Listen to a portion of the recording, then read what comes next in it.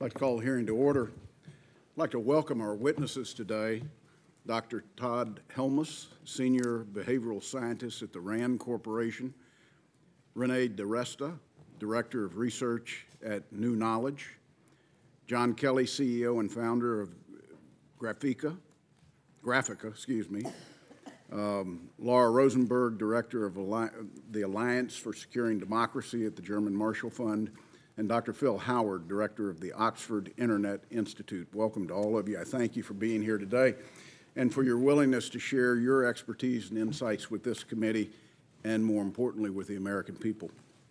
We're here to discuss a threat to the nation that this committee takes every bit as seriously as terrorism, weapons of mass destruction, espionage, and regional instability. Today, we're talking about how social media platforms have enabled foreign influence operations against the United States. Every member of this committee and the American people understand what an attack on the integrity of our electoral process means. Election interference from abroad represents an intolerable assault on the democratic foundation this republic was built on. The committee, in a bipartisan fashion, has addressed this issue head-on. In May, we released the initial findings of our investigation into Russia's targeting of election infrastructure during the 2016 election. Today's hearing is an extension of that effort, but in some ways it highlights something far more sinister: the use of our own rights and freedoms to weaken our country from within. It's also important that the American people know that these activities neither began nor ended with the 2016 elections. As you can see on the one graph on display to my left, your right, the Kremlin began testing this capability on their domestic population several years ago, before using it against their foes in the near abroad and on the United States and Western democracies. Even today, almost 2 years after the 2016 election, foreign actors continue an aggressive and pervasive influence campaign against the United States of America. Nothing underscores that fact more than yesterday's announcement by Facebook that they've identified over 30 new accounts that are not only causing chaos in the virtual domain, but also creating events on our streets with real Americans unknowingly participating. These cyber actors are using social media platforms to spread disinformation, provoke societal conflict, and undermine public faith in the democratic institutions. There does not seem to be much debate about that. I think it's also the case that social media isn't going anywhere anytime soon. It's part of how we exchange ideas, we stay connected. It binds us as a community. It gives voice to those that are voiceless. Social media is the modern public forum, and it's being used to divide us. This was never about elections. It is about the integrity of our society. So how do you keep the good while getting rid of the bad? That's the fundamental question in front of this committee and in front of the American people. And it's a complex problem that intertwines First Amendment freedoms with corporate responsibility, government regulation, and the right of innovators to prosper from their own work. 60% of the U.S. population uses Facebook. A foreign power using the platform to influence how Americans think about one another is as much a public policy issue as it is a national security concern. Crafting an elegant policy solution that's effective but not overly burdensome demands good faith and partnership between social media companies and this committee. We hope to hear from those innovators in September, because you can't solve a problem like this by imposing a solution from 3,000 miles away. This requires a thoughtful and informed public policy debate, and this committee is uniquely positioned to foster that debate. Last November, when we first welcomed the social media companies in an open hearing, I stressed then what this debate is and is not about. This isn't about relitigating the 2016 U.S. presidential elections. This isn't about who won or who lost. This is about national security.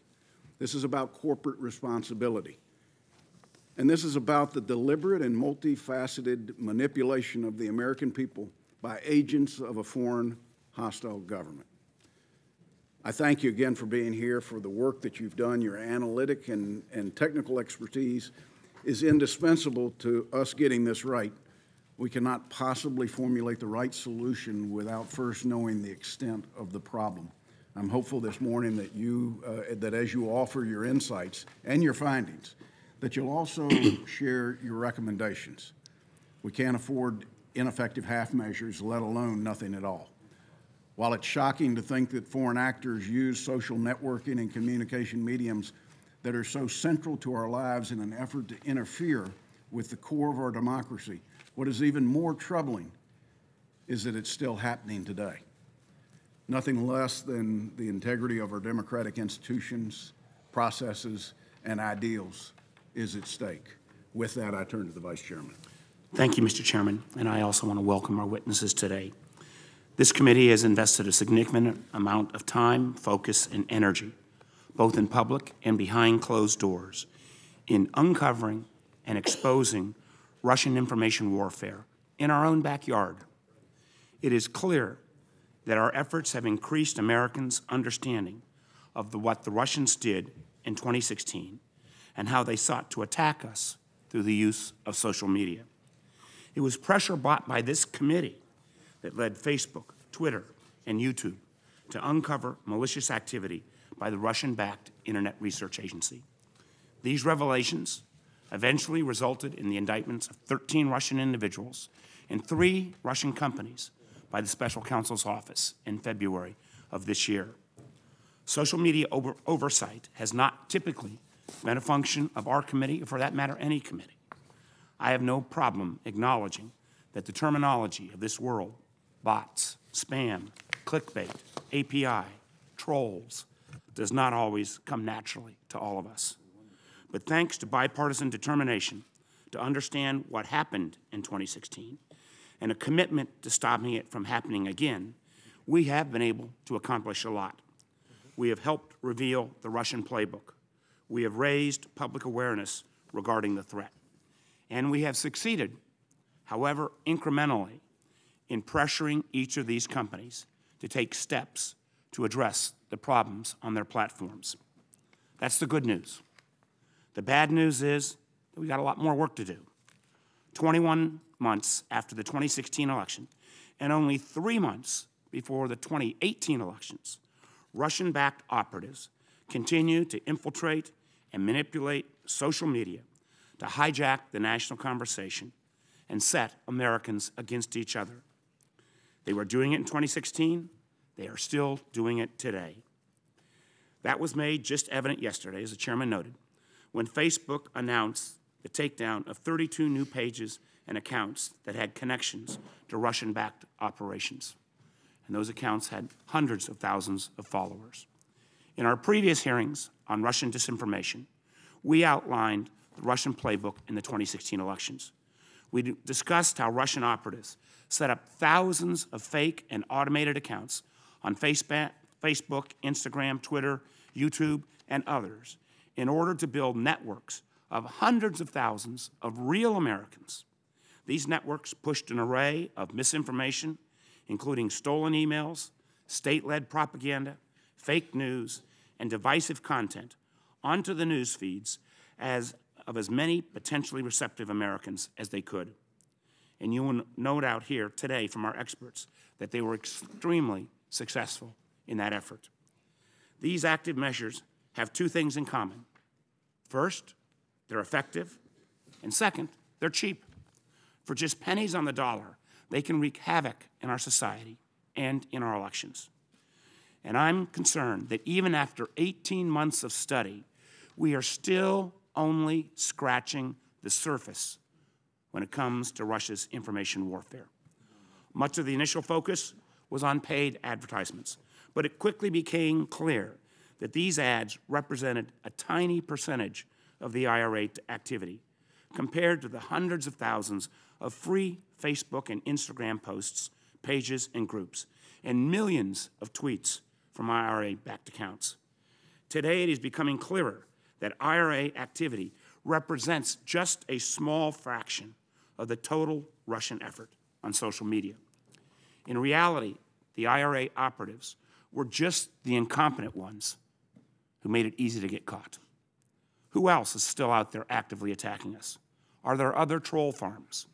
What about the actual Russian intelligence services? I hope we'll hear from the experts today how much further out they think this Russian disinformation effort goes. I'm also concerned that the United States government is not well positioned to detect, track, or counter these types of influence operations on social media. These types of asymmetric attacks, which include foreign operatives appearing to be Americans, engaging in online public discourse, almost by design, slip between the seams of our free speech guarantees and our legal authorities and responsibilities. Again, I hope our witnesses will recommend ideas for better tackling this problem while also protecting our constitutional rights as Americans. All the evidence this committee has seen to date suggests that the platform companies, namely Facebook, Instagram, Twitter, Google, and YouTube, still have a lot of work to do. Now, before I went into politics, I spent more than 20 years in the tech business, and I have tremendous respect for these companies and what they represent. And when they are at their best, they are a symbol of what this country does best: innovation, job creation, changing the world. I've been hard on them, though. That's true. But it's because I know they can do better to protect our democracy. They have the creativity, expertise, resources, and technological capability to get ahead of these malicious actors. That's why, as the chairman mentioned, we'll be hosting senior executives from Facebook, Twitter, and yes, Google, for a hearing on September 5th, to hear the plans they have in place, to press them to do more, and to work together to address this challenge. That's because it's only going to get harder. As digital targeting continues to improve, and as new advances in technology and artificial intelligence, one that I'm particularly concerned on, like deep fakes, continue to spread, the magnitude of the challenge will only grow. I know today we will focus on what happened in 2016 and what is happening now, but Russian active measures have revealed a dark underbelly of the social media ecosystem. These same tools that spread misinformation can negatively affect other aspects of our lives. I think we need to start pushing ourselves beyond just recognizing the problems and start to press actual policy ideas forward. I'm interested in hearing some of those policy options that might help us address broader challenges posed by the growth and dominance of a few social media companies. For example, does a user have the right to know if they are interacting with a person or a bot online? Do companies have a responsibility to ensure more transparency of how they collect, use, and secure user data? Do users have enough control over their own personal data?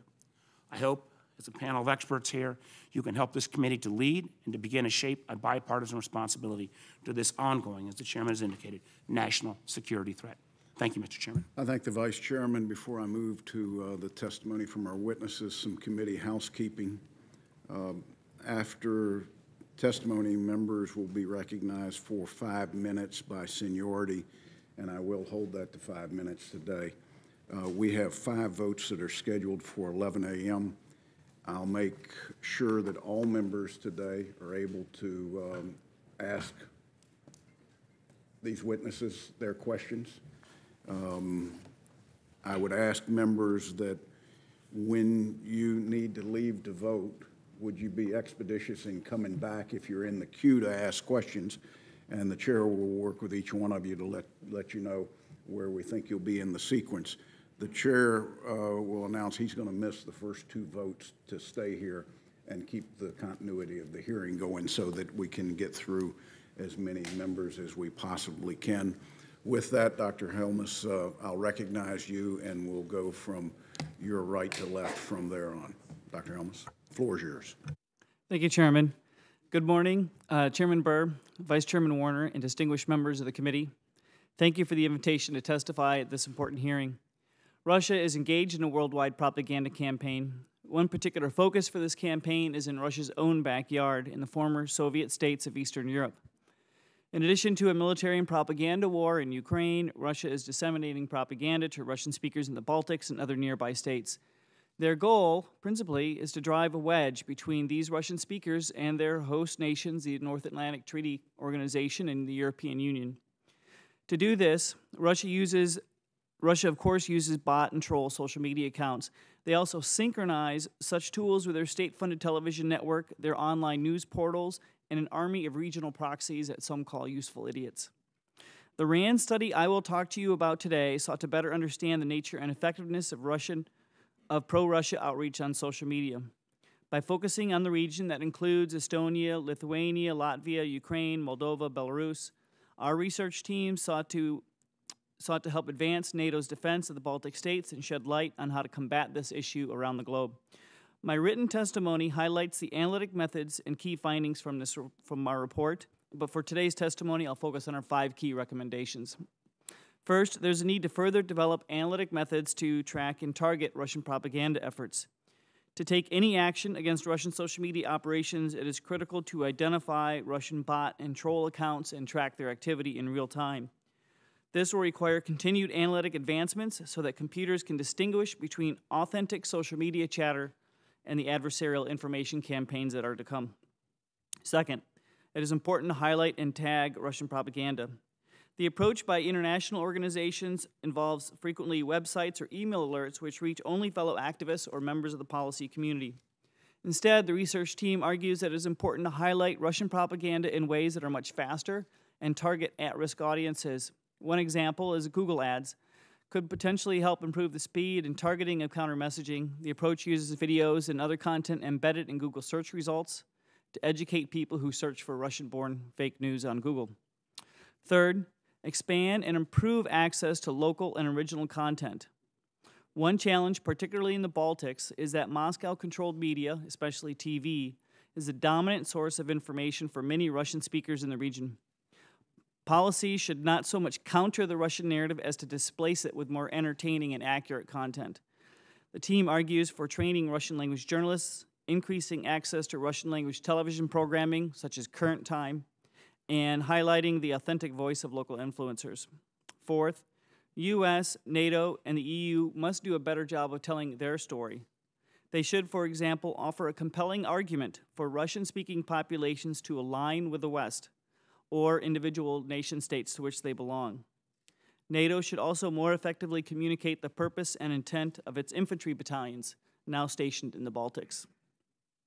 Finally, there is a need to build resilience in target populations.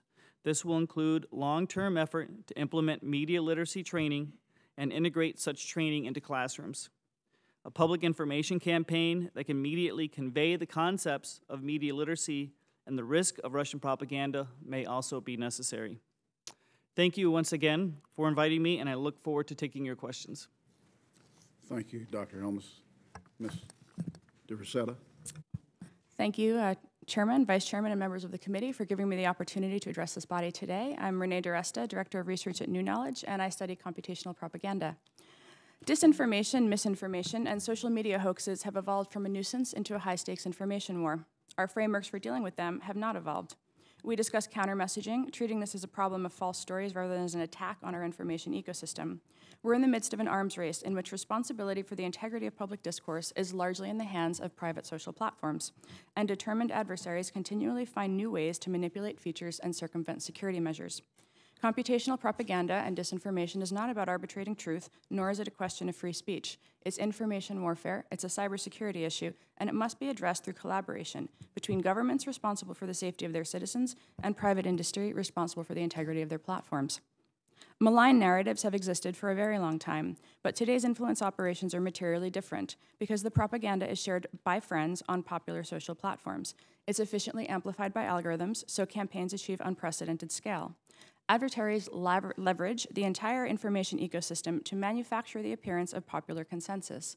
Content is created, tested, and hosted on platforms such as YouTube, Reddit, and Pinterest. It's pushed to Twitter and Facebook with their standing audiences in the hundreds of millions, and it's targeted at the most receptive. Trending algorithms are gamed to make content go viral. This often has the added benefit of mainstream media coverage on traditional channels, including television. And if an operation is successful and the content gets wide distribution, recommendation and search engines will continue to serve it up. We're here because the Internet Research Agency employed this playbook. Their operation began around 2013, continued throughout the 2016 election, and even increased on some platforms, such as Instagram and Twitter, in 2017. The operation reached hundreds of millions of users across Facebook, Twitter, Vine, YouTube, G+, Reddit, Tumblr, and Medium. Websites were created to push content about everything from social issues to concerns about war, the environment, and GMOs. Twitter accounts masqueraded as local news stations, whitehouse.gov petitions were co-opted, Facebook events were promoted, and activists were contacted personally via Messenger to take the operation to the streets. Twitter accounts and Facebook pages associated with the IRA remain active today. The focus of the IRA campaign was to exploit social and especially racial tension. Despite YouTube's claim that the content found on its platform was not targeted to any particular sector of the US population, the majority was related to issues of importance to the Black community, particularly officer-involved shootings. Hundreds of thousands of Americans liked Facebook pages with names like Blacktivist, Heart of Texas, and Stop All Invaders. The amount of explicitly political content that mentioned the candidates in 2016 was small, but unified in its negativity toward the candidacy of Secretary Clinton. In content that targeted the left, this included messages aimed at depressing the turnout, particularly among Black voters, or painting Secretary Clinton in a negative light compared to Jill Stein or Bernie Sanders. Only the social networks that hosted this campaign are currently in a position to gauge its impact. The IRA was not the only adversary to target American citizens online. The co-opting of social networks reached mainstream awareness in 2014 as ISIS established a virtual caliphate across all social platforms. The debate about what to do about that made it obvious that no one was in charge. That confusion continues even as the threat expands. The Wall Street Journal recently revealed that a private intelligence company, Psy Group, marketed their ability to conduct similar types of influence operations to impact the 2016 election. Social platforms have begun to take steps to reduce the spread of disinformation and deserve credit for doing that. These steps, several of which were inspired by prior hearings in this chamber, are a good start. But as platform tactics and protections change, determined adversaries will develop new tactics. We should anticipate an increase in the misuse of less resourced social platforms. We should anticipate an increase in the use of peer-to-peer encrypted messaging services. Future campaigns will likely be compounded by the use of witting or unwitting persons through whom state actors will filter their propaganda. We anticipate the incorporation of new technologies, such as video and audio produced by AI, to supplement these operations, making it increasingly difficult for people to trust what they see. This problem is one of the defining threats of our generation. Influence operations exploit divisions in our society using vulnerabilities in our information ecosystem. They take advantage of our commitment to freedom of speech and the free flow of ideas. The social media platforms cannot and should not be the sole defenders of democracy and public discourse. So, we recommend immediate action to identify and eliminate malign influence campaigns and to educate the public in preparation for the 2018 elections. We recommend an updated global I/O doctrine, including a clear delegation of responsibility within the US government. We believe that private tech platforms must be held accountable to ensure that they're doing their utmost to mitigate the problem in our privately owned public squares, and oversight is key. Finally, we need structures and cooperation, information sharing between the public and private sectors. Formal partnerships between security companies, researchers, and the government will be essential to defending our values, our democracy, and our society. In closing, thank you for the opportunity to participate in this conversation. Thank you, Ms. DiResta. Dr. Kelly.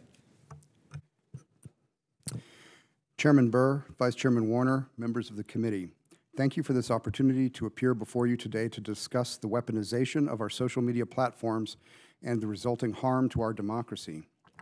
The data now available make it clear that Russian efforts are not directed against one election, one party, or even one country. We are facing a sustained campaign of organized manipulation, a coordinated attack on the trust we place in our institutions and in our media, both social and traditional. These attacks are sophisticated and complex, and the committee's bipartisan work to untangle and expose them sets a great example for the country. I am a social scientist and the CEO of a marketing analytics firm that develops advanced techniques for understanding the flow of information online. My experience with Russian online communities began 10 years ago when I helped lead a research effort at Harvard's Berkman Klein Center for Internet and Society. In this work, we observed Russia's own online political discussion evolve from a vigorously free and open forum with a wide variety of organic voices and viewpoints to a network rife with automated accounts and organized pro-government trolling. In short, for the past several years, the Russian government has been doing to us what they first did at home and in Eastern Europe a decade ago. We know this because of indispensable work by a wide range of investigative journalists, academic researchers, NGOs, grassroots organizations, often conducted at great personal risk. For more than a decade, these groups have documented the playbook used by the Russian government to spread chaos and discord online. These techniques include crafting fictitious online personas to infiltrate communities, infiltrating radical political communities on both sides to enhance their mutual distrust, targeting both sides of a country's most divisive issues, mixing pop culture references and radical political discourse to influence young minds, using bots and trolls for inorganic amplification, launching cyber attacks in conjunction with information operations. Again, each one of these features of the Russian government's attack against the American public was first tested and deployed against their own people and then refined to target their chosen enemies abroad. Thanks to the great work of this committee and to the cooperation of social media platforms, data documenting the Internet Research Agency's U.S.-focused effort in 2016 has now been released to the public. Many dissertations will be written on this data, but today I want to highlight just 3 points. First, Russian manipulation did not stop in 2016. After Election Day, the Russian government stepped on the gas. Accounts operated by the IRA troll farm became more active after the election, confirming again that the assault on our democratic process is much bigger than the attack on a single election. Second, they are targeting both sides of our political spectrum simultaneously, both before the 2016 election and right now. We see from the IRA data how the same Russian organization will use sophisticated false personas and automated amplification on the left and the right in an attempt to exploit an already divided political landscape. Our current landscape is particularly vulnerable to these sorts of attacks. In our estimate, today the automated accounts at the far left and the far right extremes of the American political spectrum produce as many as 25 to 30 times the number of messages per day on average as genuine political accounts across the mainstream. The extremes are screaming while the majority whispers. Third, American media is also being targeted. The IRA persona Jenna Abrams, which had accounts on multiple platforms, was cited by over 40 U.S. journalists before being unmasked. The Russian activity seeks to turn the normal differences of opinion among Americans into headlines about unbridgeable political divisions. American journalism has a responsibility to harden itself to these manipulations. The platform's proactive transparency in these matters will be critical in keeping us ahead of the new efforts and tactics, and to informing public debate on how to strengthen our democracy in the face of these threats. There are significant challenges ahead of us, and unfortunately, knowing the other team's playbook does not mean you are going to win the game. The released data allow us to understand what the IRA did in retrospect. Detecting these efforts before they have already had their intended effect and agreeing on how to address them remains a formidable challenge. On the technological front, our field is making progress on discerning technical markers that distinguish true grassroots movements from fabricated campaigns, and research is yielding methods for detecting manipulations before they gain momentum. It is equally important to keep our values front and center in this work, notably our dedication to freedom of expression and to protecting user privacy. It will take skilled women and men professionally dedicated to this task and an investment in the development of tools and methods to first catch up and then stay ahead in our race to defend America's cybersocial fabric from a new form of 21st century warfare. Civil society, our media institutions, and the technology sector can only do so much in the face of it. The responsibility also lies with government to ensure that any state actor eager to manipulate and harass faces consequences for their actions. It's not just bots that are attacking us, and it's not just algorithms that must protect us. The efforts of this committee represent a tremendous step forward in what will undoubtedly be a long and challenging process, and I commend its leadership, dedication, thoroughness, and bipartisan spirit. Thank you again for the opportunity to participate today. Thank you, Dr. Kelly. Ms. Rosenberg. Thank you, Chairman Burr, Vice Chairman Warner, and distinguished members of the committee. I submitted my full statement for the record, but let me highlight a few key points on the national security context of these activities and steps we need to take to address them. The health and strength of our democracy depends on Americans' ability to engage freely in political speech, to hold vibrant debates free from manipulation, and to obtain reliable information about the issues of the day. I come at this issue as a national security professional who has watched social media and online platforms be weaponized to attack these foundations of our democracy. I watched from inside the National Security Council when Russia test drove these approaches in Ukraine and as our government struggled to understand them and respond. And I watched from the campaign trail in 2016 as our government was surprised that these tools were used against American democracy. The 9/11 Commission characterized the failures that preceded that attack as a failure of imagination. I believe the failure to detect and disrupt the Russian government's weaponization of online platforms to be a similar failure to imagine, not just by the government, but also by those who ought to understand these tools best, their creators. Thanks in part to the bipartisan work of this committee, we now know that Russian government-linked actors used a range of means to manipulate the online information space, using nearly every social media and online platform to amplify extreme content and promote polarization, manipulate search results, encourage action offline, undermine faith in institutions, insinuate themselves to target audiences in order to influence public debates on geopolitics, and spread hacked information. And it's not just the Internet Research Agency. We know Russian military intelligence officers used fake social media personas and websites. And the United States is not the only target. The Chinese government has also begun to use social media to manipulate conversation and public opinion outside of its borders. Our authoritarian adversaries are using these platforms because controlling the information space is a powerful means to undermine democratic institutions and alliances and advance their geopolitical goals. But meaningful actions to close off these vulnerabilities by both government and the private sector are lacking. And as we focus on the past, we are missing what still is happening and what will happen again. What may have once been a failure to imagine is now a failure to act. Fundamentally, this is not a content problem. This is a deliberate manipulation of the information space by actors with malicious intent engaging in deceptive behavior. Transparency and exposure of manipulation is critical to reducing its effectiveness and deterring it. But tech companies have remained defensive and reluctant to share information. Their focus cannot be on public relations campaigns. It needs to be on detailing the nefarious activities these companies are seeing and curtailing. Facebook's announcement yesterday is what we need more of. Transparency is also critical for accountability, and outside researchers need greater access to data in a manner that protects users' privacy. Users also need more context about the origin of information and why they see it, including disclosure of automated accounts while protecting anonymity. Identifying malicious actors and their patterns of activity requires new mechanisms for sharing data, both between the public and private sectors and among technology companies.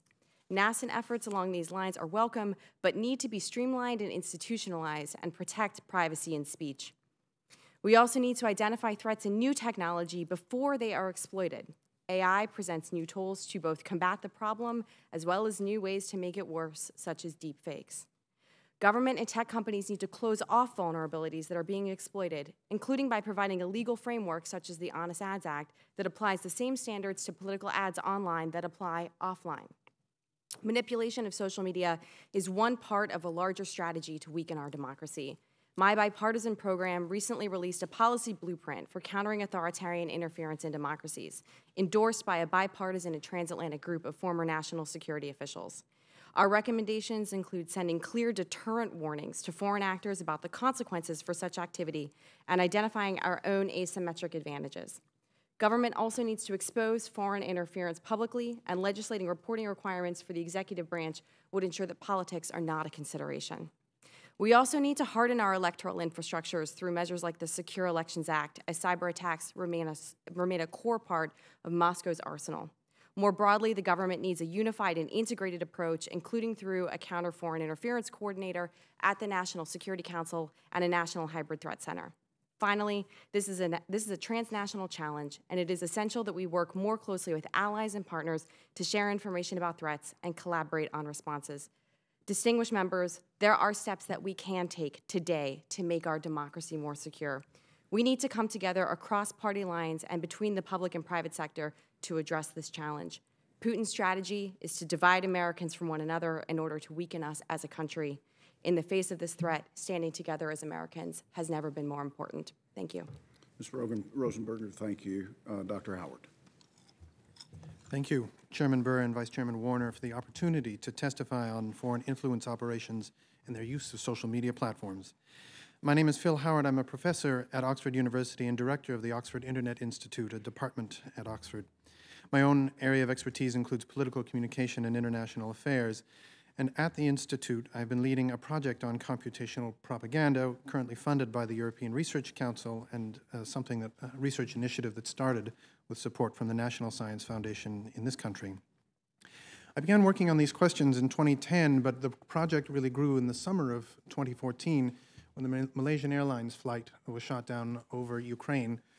And in Hungary, where I was based at that time, many of my Hungarian friends got multiple ridiculous stories about what had happened. We knew these came from Russian sources. There was one story that democracy advocates had shot the plane down because they thought Putin was traveling on commercial from Amsterdam to Malaysia. There was another story that Americans had shot the plane down because the US had stationed troops in Ukraine. And far and away, my favorite was the story of a lost tank from World War II that had come out of the great forests of Ukraine and was confused and had shot the plane down. And it was at that moment that we realized the thrust of Russian propaganda was not so much about creating one counter-narrative and placing that story amongst the public, but creating multiple, sometimes equally ridiculous stories and placing those stories in a public. What we did not expect is that Russia would turn this campaign strategy on America, on the other great democracies in the West. I'm going to say a little bit about what we've learned over the last few years about the form of these computational propaganda campaigns and give you a sense of what I expect for 2018 and perhaps the years ahead. We coined the term computational propaganda because this kind of disinformation is unique. It makes use of automation, it makes use of the social media algorithms that technology firms themselves have built. And it makes use of those algorithms to distribute targeted propaganda. This propaganda includes falsely packaged news, misinformation, illegal data harvesting, hacking. There's a range of techniques that goes into backing computational propaganda. And there's three kinds of campaigns that tend to target voters. There are campaigns to polarize voters on particular issues. For example, known Russian social media accounts will simultaneously promote political action by groups like the United Muslims of America and the Army of Jesus, or encourage African-American political activity around Black Lives Matter and encourage others to support the Blue Lives Matter movement. The goal is to get groups of voters to confront each other angrily, not just over social media, but in the streets. Second, there are campaigns to promote or discredit particular senators, presidential candidates, and other political figures.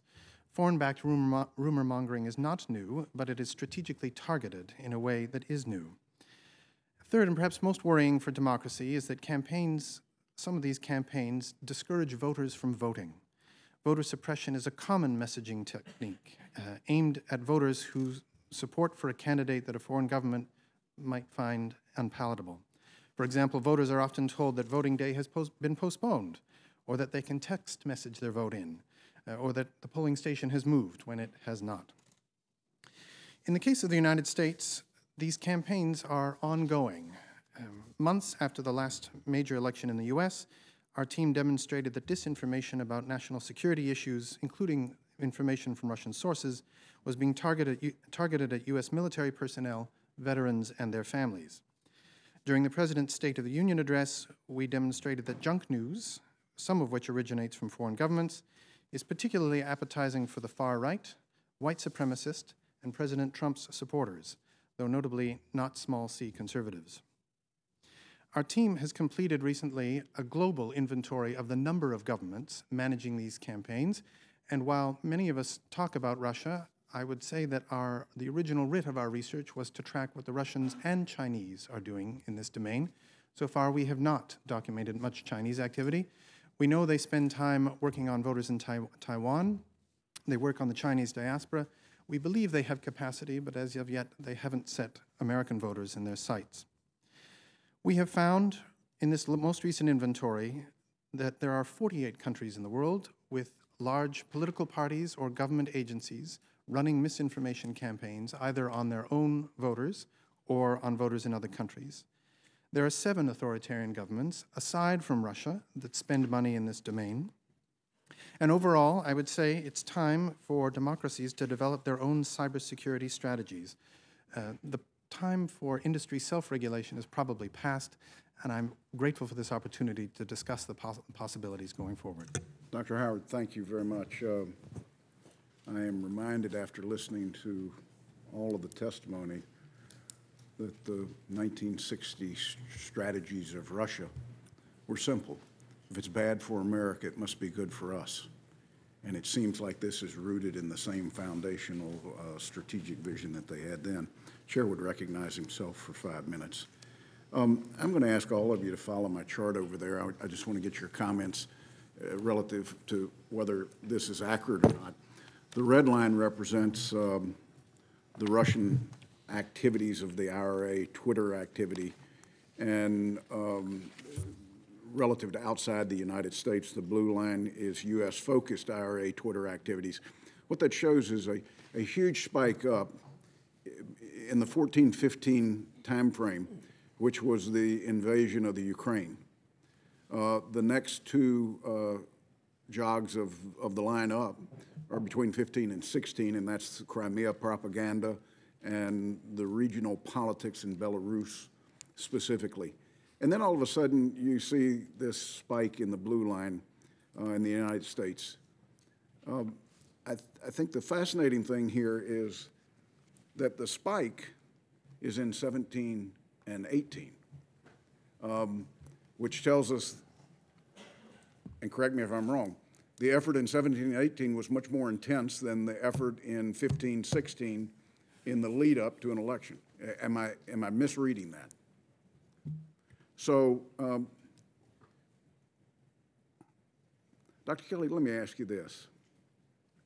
Is it possible for the mainstream media today to run a story that was the creation of an effort by the IRA that had no factual basis, but over the transition of how their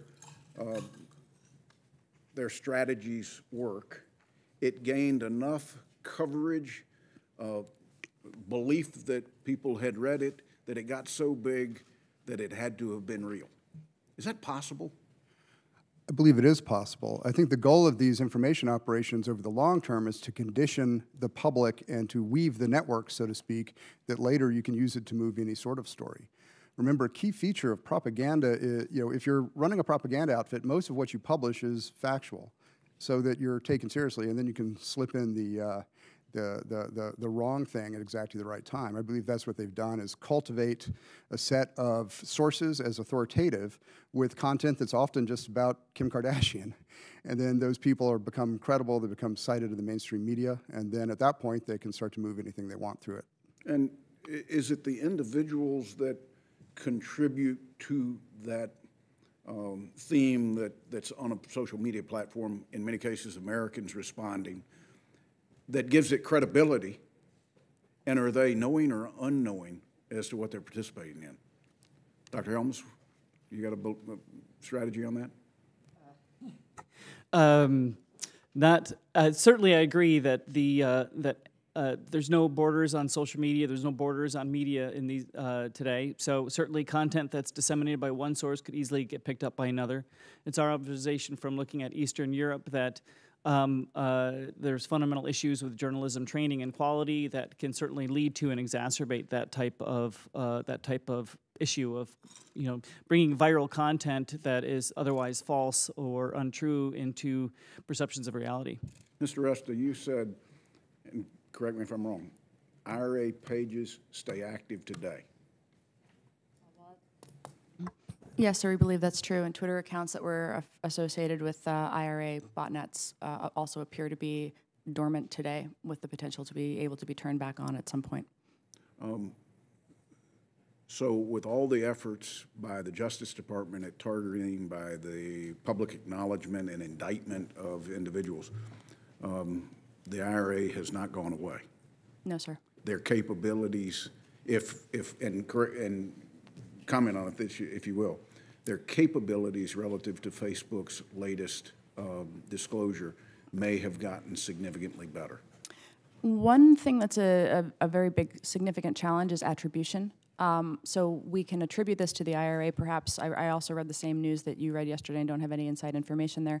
My understanding is they believe it was the IRA based on image similarities, tactical similarities. What they did change was they paid in, I believe, US dollars and Canadian dollars. So they are no longer paying in rubles. They're probably no longer using IP addresses that are tied to Russia. Slight increases in operational security that will make them more difficult to detect.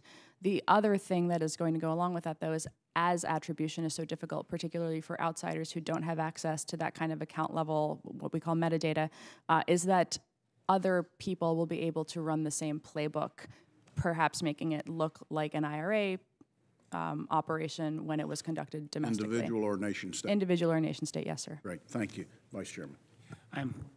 Thank you all for your testimony. I think a couple things. One, we're still mostly just talking about the IRA activity as opposed to what we don't know in terms of other Russian services activities. And we do know the IRA, with the revelations of yesterday, has gotten better. And we're going to still need to figure out their tradecraft. And one of the things we need from expertise like you is, I feel like even when the platform companies are moving in the right direction, they're only doing it looking at their own universe, their own platform, not the interrelationship.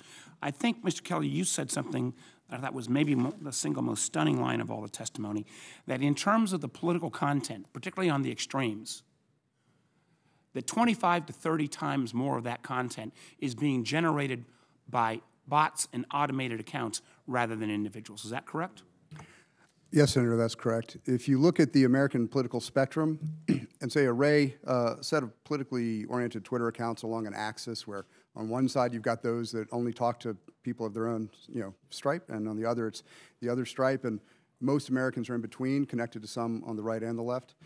Those on the either extreme of that network are shouting with automated amplification far louder than the But with a lot of that automated, and let me state for the record, we had some of this, I've had conversations with you in the past.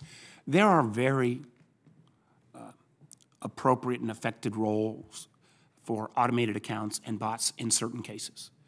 But I guess what I would ask, I'll start with Rosenberger and Dr. Kelly on this. Shouldn't we as human beings have a right to know, maybe not make a judgment, but a right to know whether the content that we're receiving is coming from a human being versus an automated account, recognizing that there is good value in some of the automated accounts? Yes, Senator, I believe that context about information is absolutely critical for consumers of that information to be able to evaluate it. When we talk about critical thinking and media literacy, this takes on wholly new characters when we talk about online content. And so having information about the origin of information, about whether or not that content is being served up through an automated process, why users are seeing that kind of information, I absolutely believe that's critical. One thing I do think is important in this conversation is that we ensure we protect the anonymity online, which is essential for democratic activists in authoritarian states, but I believe very deeply that there are ways to identify automation without compromising the ability for users, real users, to be anonymous. Dr. Kelly, do you want to?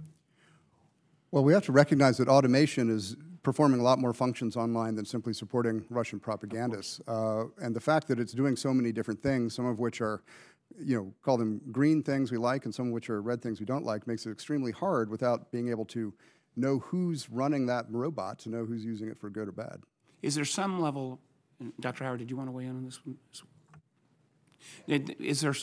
Could we analogize to the markets where, with the huge advances around HFT and high-frequency traders, the markets, in terms of trying to make sure that things didn't get totally arrayed, put certain speed bumps in place.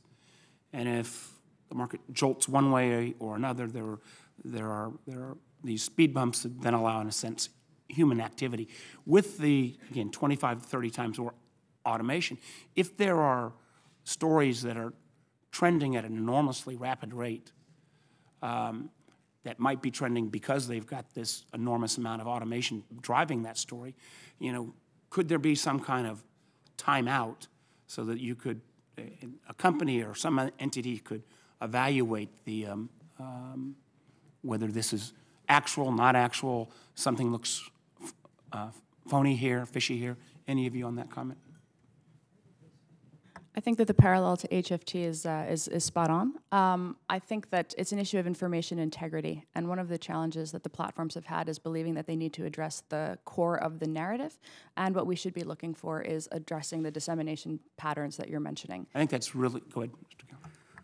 Well, one thing to keep in mind is that, again, automation is running all kinds of things. So it's not just pushing Russian propaganda, it's pushing legitimate American political speech. It's also pushing pop music elements in marketing around music. So automation is doing a lot of things in different places. And I make the comment that it doesn't come with good or bad attached, but I guess I just think as a human being, I ought to have that knowledge of whether that message is being promoted to me by a human being or by automation. And I know my time is up. I just want to come back asking Mr. Rosenberger on the next round of, could we deal with that protection of anonymity but still put some geocoding so that if somebody says they're Richard Burr from North Carolina, but it's actually coming from a different location. Thank you, Mr. Chairman. Dr. Howard, did you have something you wanted to add to that?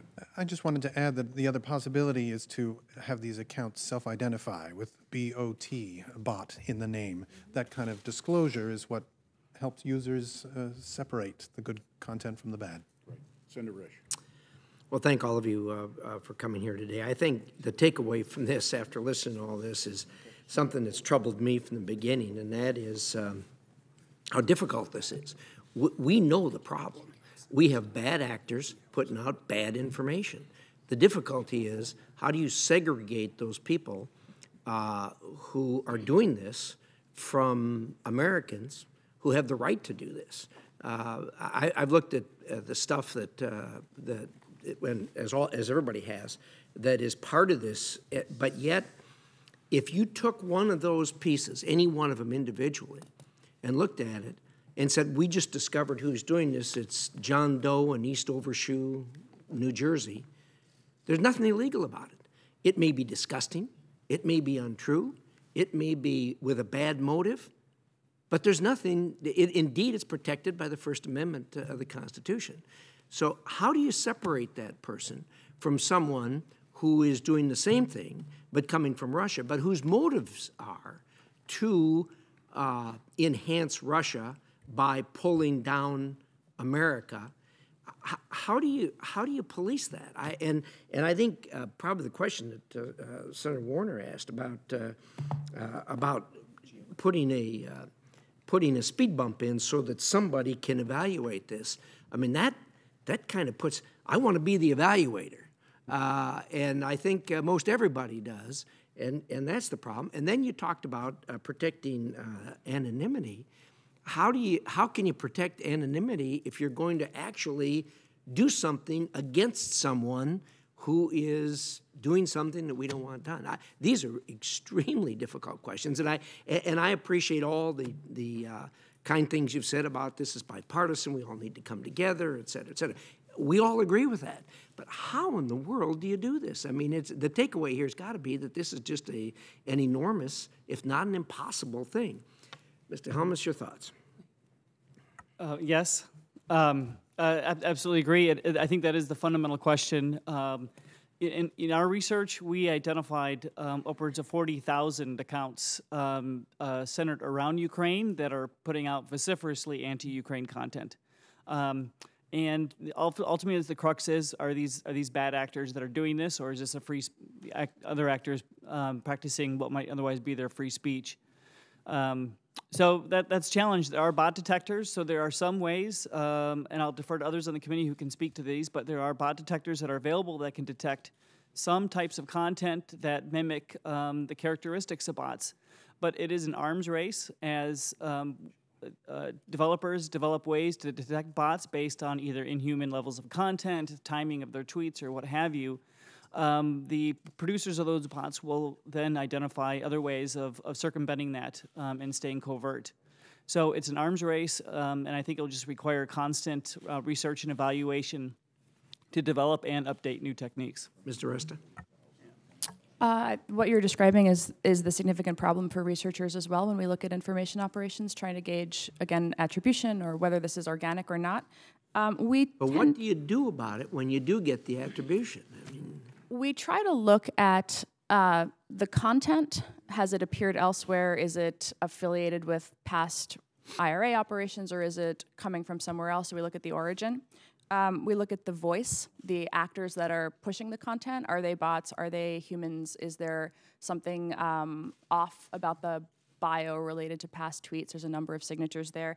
And then we look at the dissemination pattern. Does it look like it's been artificially amplified? Is it being run through accounts or groups or pages that seem a little bit dubious? We try to flag things for the social platforms as well. We believe firmly and in transparent communication, where we're saying, this is what we're seeing, what are you seeing? They have access to metadata and to account information and to email addresses, phone numbers, things that people have registered their accounts with. That is also a significant part of the investigation of the operation. There is no easy answer to this question. This is the primary challenge, and this is where we see even influence operations going towards laundering narratives, either through the unwitting or through participants. But it's a hard problem. The analysis that you're talking about is you're looking for all these things, but you'll find, I assume, some actors that are what we would consider bad actors, but yet some actors that we would consider good actors, whether it was a U.S. government operation or something. Who makes the determination as to who's a good actor and a bad actor? That's what I really, really struggle with. And I think Dr. Kelly, why don't you get your 2 cents worth of me for my... Thank you, Senator. So it's tractable to tell what's fake. It's harder but doable to figure out who's behind it. And then you need to understand who's behind it, be tracking the landscape of threat actors. That's where somebody is making a determination who's against our interests and who doesn't matter. Then once you have that, you know, it's up to government and other appropriate folks to figure out the response. I think to do that detection in the first place requires an enormous amount of data and sophisticated methods of an analysis, and it's not just data from one platform, so it can't happen only internally. It has to happen with data from multiple sources, which then gets to your, I think, extremely important questions about who makes these determinations and who has the right to see that private data. I think we have to look at a model that's like cybersecurity firms, where they're trusted industry partners that everybody trusts, that they know are going to be secure in the way they handle that data. We need some sort of a facility like that where these advanced analytics can happen. Of course, this is different than cybersecurity in that with cybersecurity, you don't want anybody entering private space, whereas with this, you want everybody entering, and that to me differentiates to my time's up. Thank you, Mr. Chairman. Thank you. Senator Feinstein. Thanks, Mr. Chairman. I want to thank Facebook for their move yesterday to delete 32 pages and 290,000 accounts on the basis that Russia and other outside actors are continuing to weaponize social media platforms. I'm very pleased that Facebook took this action, and I hope that all social media platforms continue to actively counter Russia's foreign influence campaign. I have no question that it's going on, and I have no question that it is related to more than just election interference. Let me ask this question. Since the 2016 election ended, how many IRA accounts have any of you found that are still active? Dr. Kelly? We've been doing some work on this. We went and looked, I mean, that list of accounts is extremely valuable. We looked for live accounts on other platforms using open source research tools, and we found a great deal of accounts directly connected to the closed accounts, which are active across numerous platforms. Can you put a number on it? The sample we've looked at so far, it's roughly 28% of those accounts are connected to at least one live account on a different platform. We also know that those accounts were connected to numerous other Twitter accounts, and where we think of this as what we have here is the tentacle of an octopus, and we don't know how far out on the arm of that octopus that tentacle was cut. How about Russia's accounts? The Russian accounts evident in this data? Right. Well, presumably these are IRA accounts too, and presumably they have their own, you know, they've got a tentacle wagging in Russia as well, and I don't know how much of their effort this represents. Does anybody else on the panel have a comment on this subject matter? Yes, please, Doctor. Thank you, Senator. My comment would be that it's the social media firms who have that information. We do our best, juggling probabilities and percentages to make best guesses about what kinds of account. Some of these accounts occasionally slip into Cyrillic and then slip back. There's some giveaways, but it's actually the social media firms that have the best data on this. Well, let me ask you this question. Facebook has alleged that IRA activity on its platform alone reached 126 million people, and that doesn't include Instagram or Twitter. What can you say about the extent to which the IRA activity reached real Americans? I can say that it was significant, yet also concentrated in swing states. I'm sorry, concentrated in? Swing states. Swing During the states. 2016 election. So particular states got more of this kind of content than other states. And what was the time that you looked at that to draw that conclusion? It was the from the beginning of the presidential debates through to a few days after Election Day. Have you looked at it now? Not in the last few months, no. Can you estimate the number of Americans touched by Russian-linked activity in this area? No, that is very difficult to do. Can anybody? Yes, please go ahead. No, I just wanted actually to add a small data point to this, which is we spend a lot of time talking about Facebook and Twitter, but as Renee highlighted and others have noted, this is a problem of the entire information ecosystem. This is cross-platform. Reddit confirmed hundreds of IRA-created accounts. Tumblr did it, and in particular on Tumblr, that platform was used to target the African-American community particularly. So I think this is why it's so really difficult to quantify in any meaningful way the reach of these activities, because this is across the entire ecosystem, not to mention, as others were highlighting, how this information gets picked up and then transmitted and amplified through mainstream media outlets. Let me ask you, when information becomes a weapon, does anybody see any need to change the environment to prevent this from happening? I believe that many of us were advocating doing that when it became clear that ISIS had turned the information ecosystem into a weapon. I believe that, unfortunately, the dialogue between the government, the platforms, and researchers was not necessarily where it needed to be. There were a handful of convenings that tried. There was the Global Engagement Center that was established that's now tied up in some funding morass, and we're not really clear what the status of that is. The tech platforms, about 2 years after the extent of the ISIS operation became known, established the Global Internet Forum to Counter Terrorism. To the best of my knowledge, that's not staffed so much as it is a repository of hashed content, so that platforms can participate in takedowns. To answer your earlier question with one other point, we did see in the public House data set, when the House released the ads, that the ads were both demographically and geographically targeted. The number of people who saw that content, only the platforms have access to that information, but we could also gauge the number of followers that did follow the Russia pages, and that was in the neighborhood of a couple 100,000 on the largest pages. Thanks, my time is up. Thanks, Mr. Chairman. Thank you. Senator Collins. Thank you, Mr. Chairman. Dr. Kelly, you have a very profound statement in your testimony. You said Russian efforts are not directed against one election, one party, or even one country. What are Russia's ultimate goals? Is it to undermine the public's faith in Western democracies and so weaken the bonds that unite us, that there are opportunities for Russia? Yes, Senator, I believe that's exactly correct. I think they have long-term strategic goals, which include weakening Western institutions and faith in democracy and traditional sources of information and authority. That's the strategic goal. And then they have a lot of near short-term tactical goals, things like injecting hacked information to sway a particular event or election. And they're doing that activity all around their periphery and now here.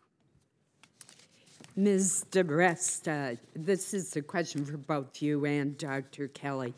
Both of you emphasized that Russian manipulation did not stop in 2016. In fact, you, Dr. Kelly, said that Russia stepped on the gas and increased its activity. And Ms. DeResta, you said that Russian efforts increased post-election to promote racial tensions in our country. We impose sanctions on Russia. They seem to have done no good when it comes to this kind of activity. What can we do beyond educating the public to counter Russia more effectively? Ms. DeResta, I'll start with you.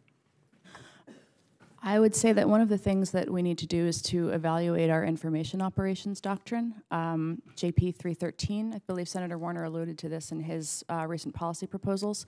I think that addressing the scale and sophistication of information operations is something that, as a government, we've not really looked at that in quite some time, and perhaps that would be a good place for us to start. Thank you. Dr. Kelly. I think there's a technical component, which is to be able to effectively detect and attribute this activity so you can authoritatively prove it's happening. And then you have a more traditional toolkit of foreign policy measures to take action. Dr. Howard, I want to get to something you said, and that was you gave us several compelling examples from your Hungarian experience where they received clearly false stories that were intended to explain the downing of the Malaysian airline. And what's interesting to me is, based on Dr. Kelly's testimony, it isn't just the Hungarian press that is being manipulated or infiltrated or controlled, but we've seen evidence where America's media is also being targeted. And Dr. Kelly pointed out that the Russian persona of Jenna Abrams, who had accounts on multiple platforms, was cited by more than 40 U.S. journalists before being unmasked. How can the media be more sensitive or more aware, more on guard to being manipulated in this way? Thank you, Senator. The United States actually has the most professionalized media in the world. It's learned, certainly, to evaluate their sources, no longer report tweets as given. So I would say that in this country, the most professional news outlets are already on the defense. They're already have ways to ensure that the quality of their news product isn't shaped by these kinds of disinformation campaigns. I would say that the greater concern would be amongst the media institutions in our democratic allies. I believe that the Russians have moved from targeting us in particular to Brazil and India, other enormous democracies that will be running elections in the next few years. And while we still see significant Russian activity, those countries have the media institutions that need to learn, need to develop. Ms. Rosenberger. Thank you, Senator. I would just add that this is not a problem that we've overcome. We have one example, for instance, of an IRA-created Twitter account. The handle was Woke Louisa, that was tweeting in particular aimed at African Americans, focused on the NFL Take a Knee debate. There were IRA-created accounts tweeting on both sides of that debate. But that Twitter account in particular, which was active through earlier this year, appeared in more than 24 news stories from outlets such as BBC, USA Today, Time, Wired, The Huffington Post, and BET. So this was about 4 months ago. So we really do need to make sure that this information is not getting laundered into the broader ecosystem, which is part of the strategy here. And the issue there is when we read it in a credible source, we're likely to believe. That's exactly right. It gives it that much more credibility. Thank you. Senator White. Thank you very much, Mr. Chairman, and thank all of you. It seems to me for now and the foreseeable future, protecting America's private data is going to be a national security issue. Cambridge Analytica, like the Russians, exploited Facebook's lax protections to abuse Americans' information. I believe a significant part of the failure is the fact that the Federal Trade Commission doesn't have the authority or the resources to be a tougher cop on the beat. And I'm going to be rolling out a plan to fix that in the weeks ahead. Now, let me go to questions. Ms. DiResta, your testimony referenced the Russian Facebook pages in 2016 targeting both the right and the left. But you noted it was the pages targeting the left that included not only content intended to appeal to its audience, but also content intended to suppress the vote and be critical of Secretary Clinton. In your view, does the apparent Russian content released yesterday by Facebook resemble the content the Russians used last time to attract an audience on the left and among racial minorities, which the Russians then used to suppress their vote? Yes, sir, it does. There's a strong component of cultural posts that appear in communities and pages targeting minority voters. A lot of pride-related content, less news, more memes, and that reflects what we saw yesterday. Well, I appreciate that, because content targeting, I think, is clearly going to be a big part of the challenge. The public's got to be aware of it, because not all Russian propaganda is going to get caught, and Americans are inevitably going to read some of it, particularly if it's consistent with what they already believe.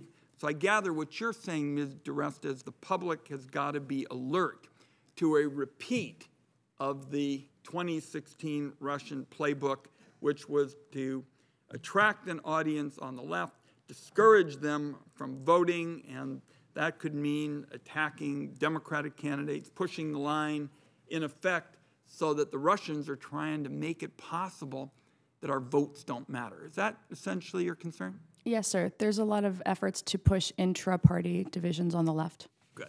Let me ask you now, if I could, maybe for you, Ms. DiResta, Ms. Rosenberg, Dr. Kelly, about this concept known as downranking. And my interest here is that for the social media companies, there's just a mismatch of incentives.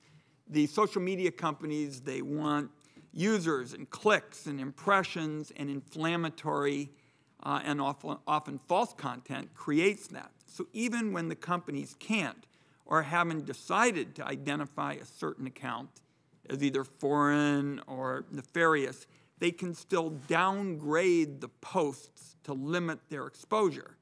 This is an equal or worse problem with conspiracies and junk news as it is with foreign influence. My question here would be for the three of you, do you think these downranking programs are effective? Are they the kind of thing that ought to be considered part of the kind of toolbox as we look to deal with this problem, Ms. DiResta and the rest of you?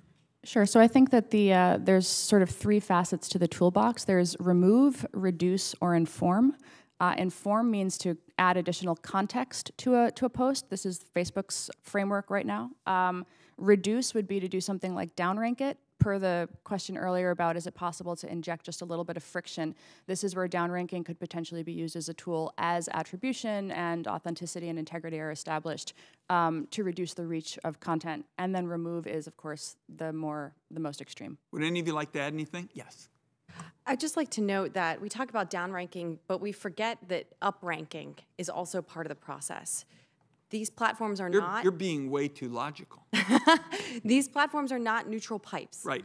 Information is not being served up without some kind of algorithm deciding, for most of the platforms, without an algorithm basically deciding what is served up at the top. So when we talk about downranking, we have to start from the premise that upranking is baked into the cake. And so then the question becomes, are these platforms actually somehow prioritizing bad, malicious information, right? That, as we know and as others mentioned in their testimony, gaming these algorithms, whether that's on trying to get certain content to trend or, frankly, getting certain content to rise to the top of Google searches, something that we know that Sputnik and RT... I'm over my time. I just want to be clear. As the author of Section 230, the days when these pipes are considered neutral are over.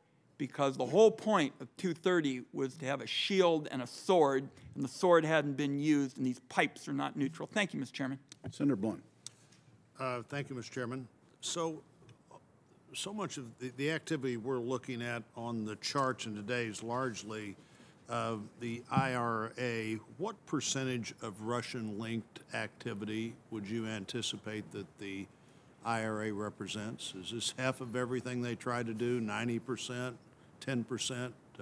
Who would have a sense of what we're not looking at when we're looking at the IRA activity? We've looked at a number of different known disinformation campaigns, and we think the IRA folks are involved in a minority of them. In a minority of them, you think that would be the case here as well? I do. The thing we don't know, though, is how much of the IRA this is. Ms. Rosenberger, do you want to comment on that? I would just only add that we know from Special Counsel Mueller's indictment, actually, of the GRU, there is one section of that that notes that GRU operatives utilize social media accounts and fake websites that they created in order to spread hacked information and other kinds of weaponized information. So we certainly know that there are other actors.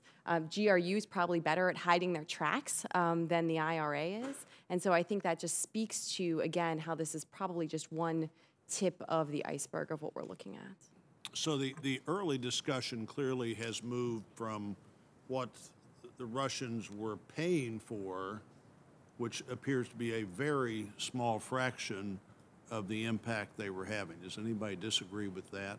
That is clearly, and this IRA activity is some fraction of the Russian activity in 2016, 17, and into 18.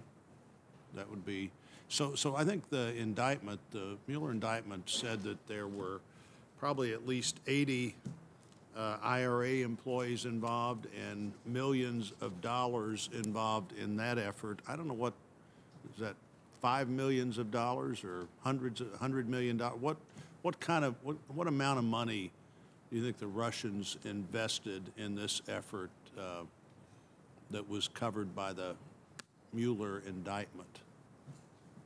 He uses the term millions of dollars. That could mean a lot of different things. Any idea of the activity you've looked at?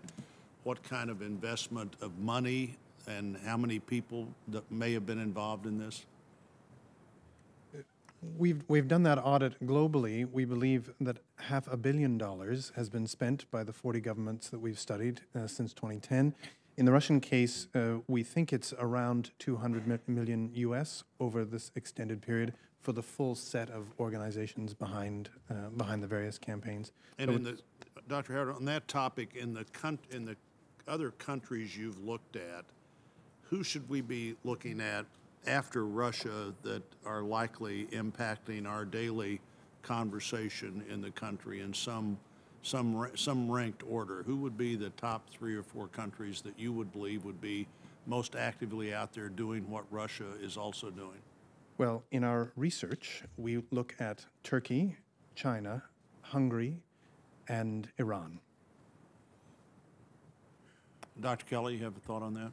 We believe there's a growing black market for people skilled who have these dark arts, and they're employing them in their own countries, and they're also starting to get hired to work in other countries. So this is a critical challenge because the Russians may have been the first to effectively do this, but they're not the only players, and you'll have a black market of players who are mobile and can be hired by any actor. Well, just to be sure I understand, Dr. Howard, the 40 countries, are these 40 countries you've looked at for outside activity, or 40 countries that are participating in this kind of activity? These are 40 countries that have organized disinformation campaigns in the sense of stable personnel with telephones and family benefits. These are formal organizations that do this work. And how many countries do you think those 40 countries would be trying to influence activity in? 7 countries. 7 countries? There's 7 authoritarian regimes that have dedicated budgets for disinformation campaigns targeting voters in other countries. And how many other countries again? our audit of government expenditures covers 40 in total. It's usually the United States, Canada, Australia, the UK that are the Germany that are the targets. That are the targets. The on Dr. Kelly's comment about determining attribution. You know, we have in our country, we are focused on defense. No administration has yet figured out what our offense should be. And I think one of those reasons is we have not figured out with certainty how we would determine where a cyber attack came from, as opposed to even cyber misinformation, which is a different kind of cyber attack. But vulnerable infrastructure, what we're seeing here is a vulnerable social media infrastructure that may be every bit as critical infrastructure as any of the other infrastructure we're trying to protect. Mr. Rosenberg, I'm going to let you have the last answer to my questions. Senator, I would just note on that Russia is playing to its asymmetric advantage. This is a low-cost, high-reward kind of tactic. We need to also evaluate what are our own asymmetric advantages, and sometimes that's not responding symmetrically or in the same domain. So, for instance, when it comes to Russia, I think this is why imposing costs in the financial space in particular, we know that Putin cares most about his power, and his power rests on his money.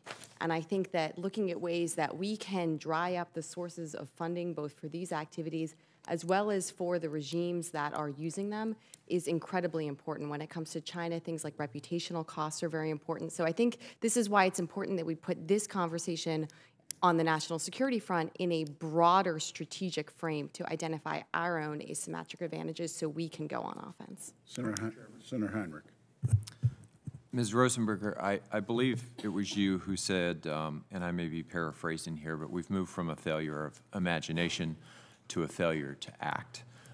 Do you find it troubling that despite the current risk, despite the quickly approaching 2018 midterms, that concrete responses like the Secure Elections Act, like the Honest Ads Act, have not been scheduled for a vote in the United States Senate? Yes, Senator, I do believe that while this is a complex problem, there are some clear steps that we can take, in particular on the defensive side as well as on the deterrent side, that we need to be taking urgently. I share that concern because I think some of these things are sitting right in front of us, and we just need to make it a priority. For Ms. DiResta and Dr. Kelly, the committee's analysis shows that the Internet Research Agency's campaign focused heavily on socially divisive issues. But fanning racial division in particular was the single most targeted category of effort. Are Russian information warfare operations using unresolved racial tensions here as a weapon to weaken the United States? Yes, I believe they are. Absolutely. Do you see that ongoing exploitation of racial tensions as a direct threat to our national security and, for that matter, our cohesiveness as a country? You could think of this as a social cohesion attack to try and drive wedges into the American public where maybe a little wedge or a piece of history in our past is being exploited to make 21st century America look more like 1950s America than it ought to. I would agree. So we now know much more about the Russians' 2016 campaign than we did before we started this investigation. And we know it was far broader than we originally thought. We know that it's highly active today, as many of you have testified to. And we know that no single entity by itself, not the government, the social media companies, not civil society, can effectively stop foreign influence operations on social media. But Ms. Rosenberger, in your view, have we as a nation extracted the sort of price or penalty for this behavior that would deter Vladimir Putin from acting in this way? Or has the Russian Federation simply gotten a pass so far in terms of the price that we have chosen and that this administration has chosen to extract? So I think it's evident by the fact that this kind of activity continues that we have not yet effectively deterred it. One thing I would note is that in classic deterrence theory, deterrence relies on two prongs. One is credibility and one is capability. And I think it's incredibly important, number one, that on the credibility front, we have very clear, consistent messages from across the government, starting with our leadership and all the way down. Including the White House. Including the White House, that this behavior will not be tolerated and that there will be consequences for it going forward, and articulating what those consequences will be. And I think that there is a role for Congress to play here in terms of teeing up triggers that would be automatic, and I know there is consideration of such measures, and I welcome that, but I think that it also has to start, the credibility piece has to be very, very clear. Vladimir Putin cannot see from one place that there is a potential for consequences, but then over here be getting a very different mixed message. We have to have consistency. That has to be credibility coupled with the capability to act. I could not agree more. And you mentioned financial cost as one of our asymmetric advantages. What would you foresee as a potential cost that we might extract for this kind of ongoing misbehavior? I think there's two different ways of looking at it. One is, of course, very targeted sanctions and other kinds of designations. The other is thinking more broadly about how our financial system, the Western financial system, frankly, is used for Putin and his cronies to hide the money that they have stolen, by the way, from the Russian people.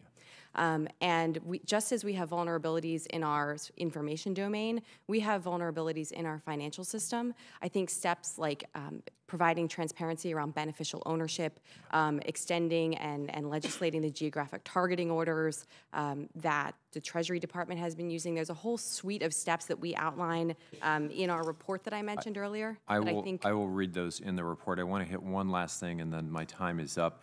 You all mentioned the broader ecosystem. Can you just confirm so that people understand this isn't just a couple of platforms? This is music apps. This is video games. This is meme sharing. It's much broader than Twitter and Google. I would expect that they have people whose job it is to figure out how to exploit every small new platform that comes along. Thank you all. Senator King. Thank you, Mr. Chairman. And I want to thank you, Mr. Chairman, for calling this what I think is a very important hearing, and thank you all for all the information that you've shared. I've been listening and came up with a couple of conclusions. Tell me if I'm right. One is there is a massive, sophisticated, persistent campaign on multiple fronts to misinform, divide, and ultimately manipulate the American people. Is that accurate? Yes. I wanted to hear yes because nods don't go in the record. Yes. Let the record show everybody. Yes, Senator. Yes. I think that's incredibly important because in all of this whole Russia active measures thing, a lot of the space and energy has been going into campaigns and elections and collusion and those kinds of questions. This is an enormous part of what's going on, and it worries me that we've sort of lost sight of this. Second thing I've learned from you is, number one, it's still happening. Is that correct? Yes. Yes. Absolutely still happening. Yes. It's way beyond election. Yes. Secondly, it's more sophisticated than it was in 2016. They're learning to hide their tracks, not pay in rubles. That I would have thought they would have figured that out before, but more sophisticated. And then finally, it seems to me what you've been suggesting is we're asymmetrically vulnerable because of the First Amendment and democracy. We believe our whole system's based on information. And we have this principle of open access to information. Thomas Jefferson said we can tolerate error as long as truth is free to combat it. Thomas Jefferson never met Facebook, I might add. But would you agree that we are particularly vulnerable because of the nature of our society? Yes.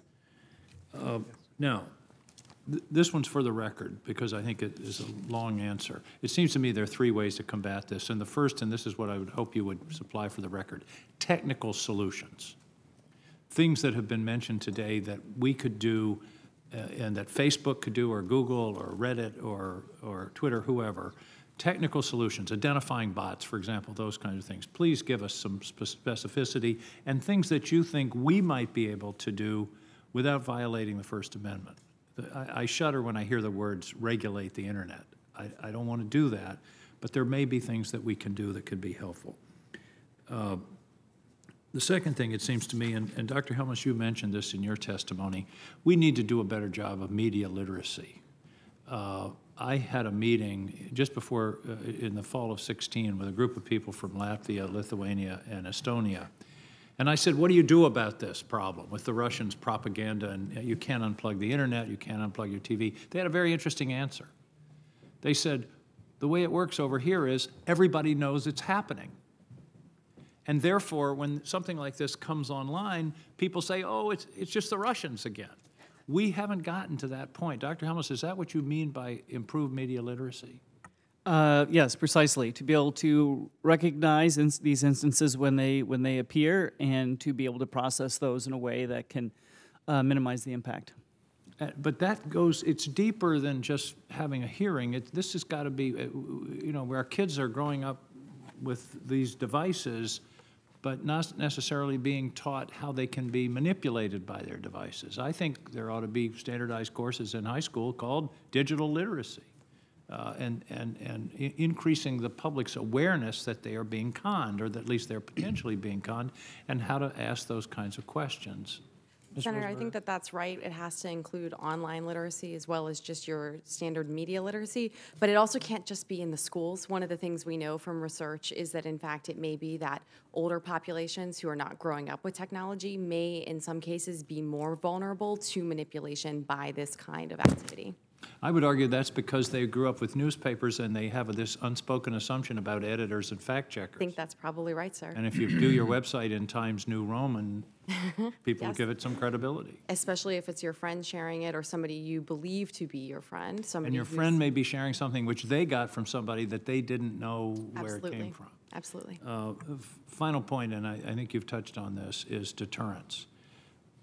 Ultimately, we cannot rely exclusively on defense. The problem thus far, it seems to me, is that the Russians in this case and others see us as a cheap date. We are an easy target with no results. Nothing happens. And that would be something I hope you all, again, could take for the record because of a lack of time, to give us some thoughts about deterrence. And I think it's important. It doesn't have to be cyber. It could be deterrence in a number of areas, including sanctions, as we've discussed. But there has to be some price to be paid. Otherwise, as we now know, it's going to continue. So give me some thoughts on deterrence for the record. I appreciate it. Thank you, Mr. Chairman. Thank you, Senator King. Senator Manchin. Thank you, Mr. Chairman. I want to thank all of you for coming today to help us. This is a critical topic which I hope all Americans are watching. We as an open voting society need to be informed. A properly informed voter population is the key to a sound democracy. Unfortunately, Russia is trying to undermine that foundation. A quick look back through American history shows that our allies and adversaries have changed over time. The Soviet Union, specifically Lenin and Stalin, openly criticized the capitalist West before World War II. During our mutual fight against Nazi Germany, President Roosevelt called Stalin Uncle Joe, and the U.S. and USSR fought a mutual enemy. After the end of the war, we found ourselves in an adversarial relationship known as the Cold War that lasted decades. We saw a brief thaw in relations during the 1990s, but now Russia, specifically Vladimir Putin, and the U.S. seem to be adversarials again. I would ask, I think, Mr. Howard, your written testimony, you described Russian computational propaganda aimed at everything that we've heard today, polarizing voters, discrediting certain political candidates, discouraging citizens to vote. So I would ask, which country, we know Russia, poses the greatest threat to our democracy using social media platforms, and which countries are making strides to do the same? Thank you, Senator. I agree that Russia has been the most innovative in developing these kinds of techniques. Unfortunately, I think it's safe to say that dictators learn from each other. So as they see successful campaigns run in particular countries, they emulate. They sink their own resources into developing similar capacity. Some of these countries have retasked small military units to do entirely social media campaigning. So as I mentioned earlier, there are now seven different countries that who most would agree are actively involved, authoritarian regimes that are actively developing these kinds of. And which one do you think? Which one has the greatest potential to do harm? Russia is unquestionably the absolute greatest violator. I believe China has the next best capacity in this. If they want to turn loose on us. If they want to. And you haven't seen that yet. Not directly in the U.S. sphere. I would ask this to any of you all. Is there any country that has been successful at deterring Russia or any other attackers from other countries? Not that I'm aware of. It's hard to know sort of the counterfactual of what would have happened in different cases in some of these instances. There is some evidence that in the German and French elections that deterrent messaging from the top, from the leadership there about the consequences for this kind of activity may have reduced in some ways the kind of activity. How about Macron's election in France? We saw that he fought back as soon as they saw the attacks being made by Russia. They were actively involved. There are some interesting lessons that we may be able to learn from. Dr. Kelly, on you. I'm so sorry. No, please, absolutely. Our time is very limited. No, I answered too quickly before. I think the Macron case is a perfect example of how being aware of it, the kind of situational awareness, as well as quick and decisive action to counter it in terms of public, speech by the leadership had an effect. And let me just ask, I got one final question. I have a little bit of time here, but I want to see your all's opinion. In West Virginia, people are having a hard time deciding where to get the facts. And fake news seems to be the real news, depending on where they get it from. Social media and sometimes on networks, if you will. Can I ask each one of you all, where do you receive your news that you believe is factual? Where do you go to? Where could I help a West Virginian find some real news and not have to rely on trying to decipher themselves? Was it fake or not? Is it made up, real or not? And I'll start, Dr. Howard, and go right down. I go to PBS, BBC, and the Canadian Broadcasting Company. I'm old-fashioned, and I tend to still like newspapers as my sort of major sources. Like, I like having publishers involved and editors who are able to fact-check content. I'm a New Yorker, and I'll go with the old gray lady. New York Times, Washington Post, Wall Street Journal. Major newspapers. Not one of you mentioned social media. Not one of you all mentioned what we're here talking about is where you get your news or where you trust your news to come from. I think that speaks volumes of what we're dealing with today. I have no further questions after that. Thank you very much. Thank you, Senator Manchin. And I just might add to his comment about what happened in France. France also did some things that constitutionally we can't do. So let's recognize the fact that they had a very loud message and they had a very big stick that they used. And we might not get the same results, though that doesn't change for the loud voice. Senator Rubio. Thank you. No one mentioned TMZ either. There's some good stuff on TMZ. And I'm on it as often as I can get on there. That's anyway, so I want to talk a little bit about the terminology that we use, because I think this is one of the things that's really impeding the way forward, and get your insight on all this. The first is, now I've had people come up to me and say, well, everybody spies on everyone, but this is not really about espionage, certainly not in the traditional sense. This is not, I mean, there may be elements that involve espionage, hacking a computer, getting into a system, a network, and stealing emails and the like, but this is not really an espionage situation. The other term that's always thrown around is collusion, and there's ongoing efforts to answer all those questions, but this sort of thing doesn't really involve, or doesn't really require collusion. You don't need the cooperation of a political candidate or party to be able to do any of this. In fact, many of the ads that were pulled down yesterday have nothing to do with a candidate or a party in the short term, and it isn't even quite clear what the psychology behind it is, other than to get us to fight against each other. So if you can just if people would just put aside the whole espionage focus and put aside, the collusion focus and let that be dealt with the way it's being dealt with, we get left with the term interference, and that's become such a generic term that it almost sounds benign. Interference sounds like everything from the leadership of another country had a preference about who won the election to actually actively engaged in helping somebody get elected. And I would hope, and maybe you disagree, I hope you agree, this is more than that. This is really nothing less than informational warfare. This is just another type of warfare to weaken an adversary. And that's how Vladimir Putin views the United States of America. So, for example, if he conducted a kinetic strike, a military strike to take out anti-air defenses, he would do so to weaken our air defenses. And if they conducted a cyber attack to knock out our command and control, He's there to weaken our communication systems or our electrical grid. And if you do this, you do it in order to weaken our society, our willingness and capacity to fight, to work together, to come together as a nation. This is part of their broader doctrine on how to confront an adversary. And on the escalation scale, it costs very little money. You can do it with limited attribution. And it works, because the fact of the matter is, with all the things happening in the world today, the United States Senate Select Committee on Intelligence has spent an inordinate amount of time on this important topic. And there are so many other issues we could be focused on. So it's worked to some extent.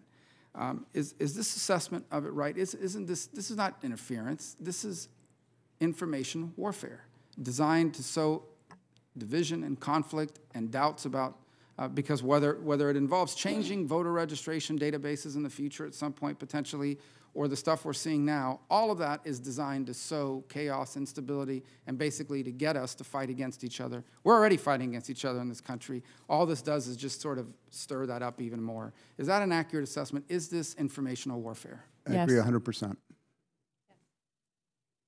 So to the extent that it is, and I think everybody's already asked you this question, but wouldn't one of the best things that could happen is that we can focus all day on Facebook and Twitter and Instagram. These are ultimately platforms who are being used for informational warfare. I don't believe they invited them in, and there are things they can do to improve their processes, and I wish their disclosures were a little faster. But by and large, they're a platform that's being used. It would be like blaming the road builders because some enemy used that road that they built to put their tanks into your country. So there are things these folks can be doing to improve the way they operate, no doubt about it. But ultimately, we really should be focused on what's being done and not only who they're using to do it. And so my question is, why wouldn't these social media pages be in a position to potentially alert all of their users of not just a public disclosure like they did yesterday in a press conference, but actively send out to all of its users alerts about every time they remove something, so that people can become conditioned to the sort of messages that are being driven by these informational warfare operations? I believe they can. I believe Senator Blumenthal requested that they do so in response to back in September after the first set of hearings.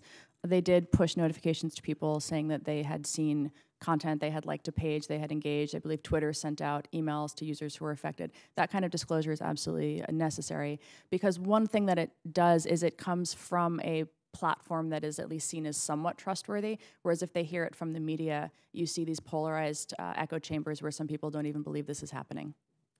Senator, I would just add that one of the things we know from looking at both the history of active measures as well as their use across Eastern Europe and Central Europe is that sunlight is one of the most effective antidotes. Transparency, exposure of this activity is critical for both building resiliency and deterring it going forward.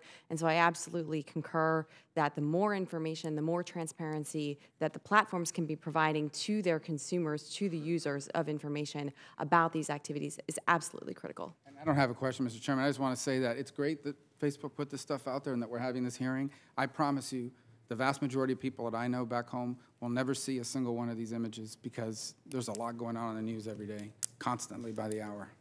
Senator Harris. Thank you. Mr. Chairman, I'd like to put what I believe is a context in which we should be thinking about what happened in 2016. First, I think we're all clear that Russia attacked our country during the 2016 election and that they are continuing to attack us today. Russia not only attacked one of our most sacred democratic values, which is a free and fair election, but also, I believe, our very American identity. I often say that we as Americans, no matter our race, religion, or region, have so much more in common than what separates us. And among what we have in common is a love of country and a belief that we as Americans should solely be responsible for the choosing of our elected leaders and the fate of our democracy and who will be the president of the United States. And I think of us then as being a large and diverse family, the American family. And like any family, we have issues and fissures that are legitimate and run deep and provoke potent reactions. We have a history of slavery in this country. We have a history of Jim Crow, of lynchings, of segregation and discrimination. And indeed, we have a lot to do to repair and to recover from the harm of the past and some harm that continues today. But let's be clear.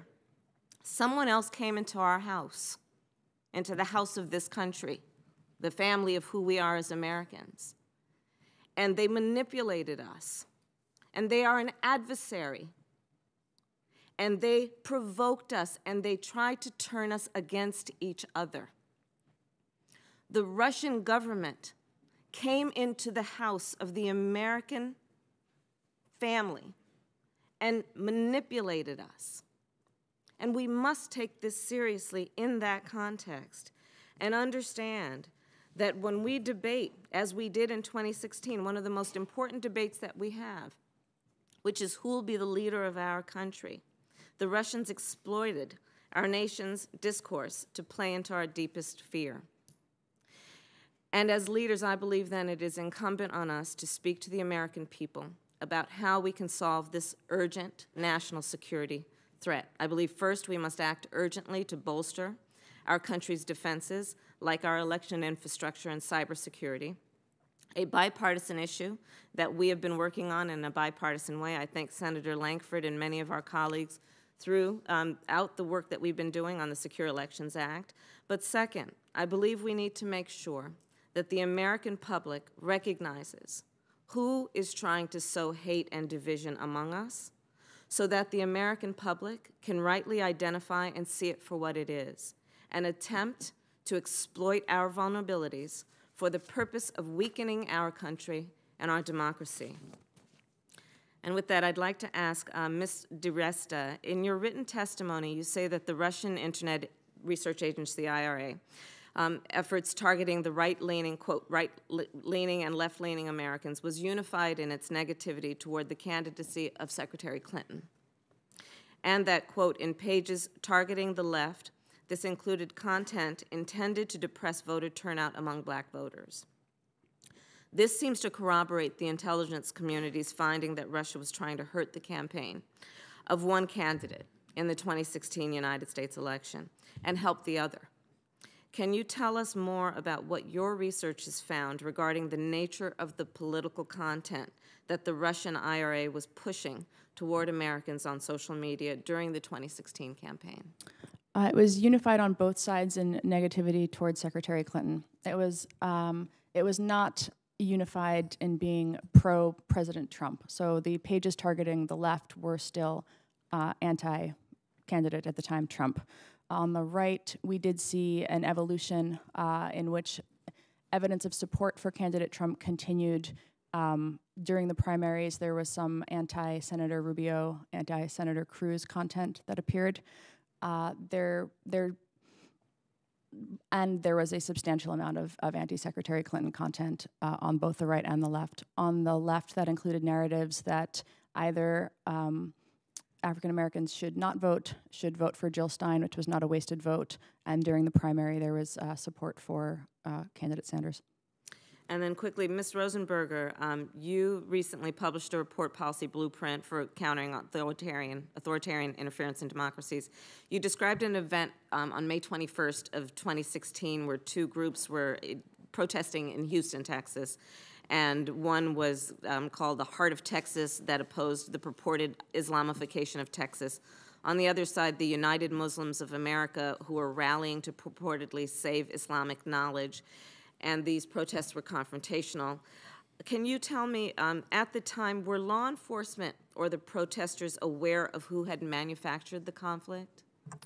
No, our understanding is that they were not. One thing we do know is that fortunately law enforcement was present at the demonstrations and therefore was able to keep them separate. But one of the things that we believe may have been part of the intent of organizing simultaneous rallies, same day, same place, opposite sides of the street, was probably to attempt to provoke violence. And then just quickly, if we can follow up in any writing with the committee, but I'd be interested in knowing what your recommendations are for how we can inform law enforcement, because obviously this is a matter that is about public safety and frankly also officer safety.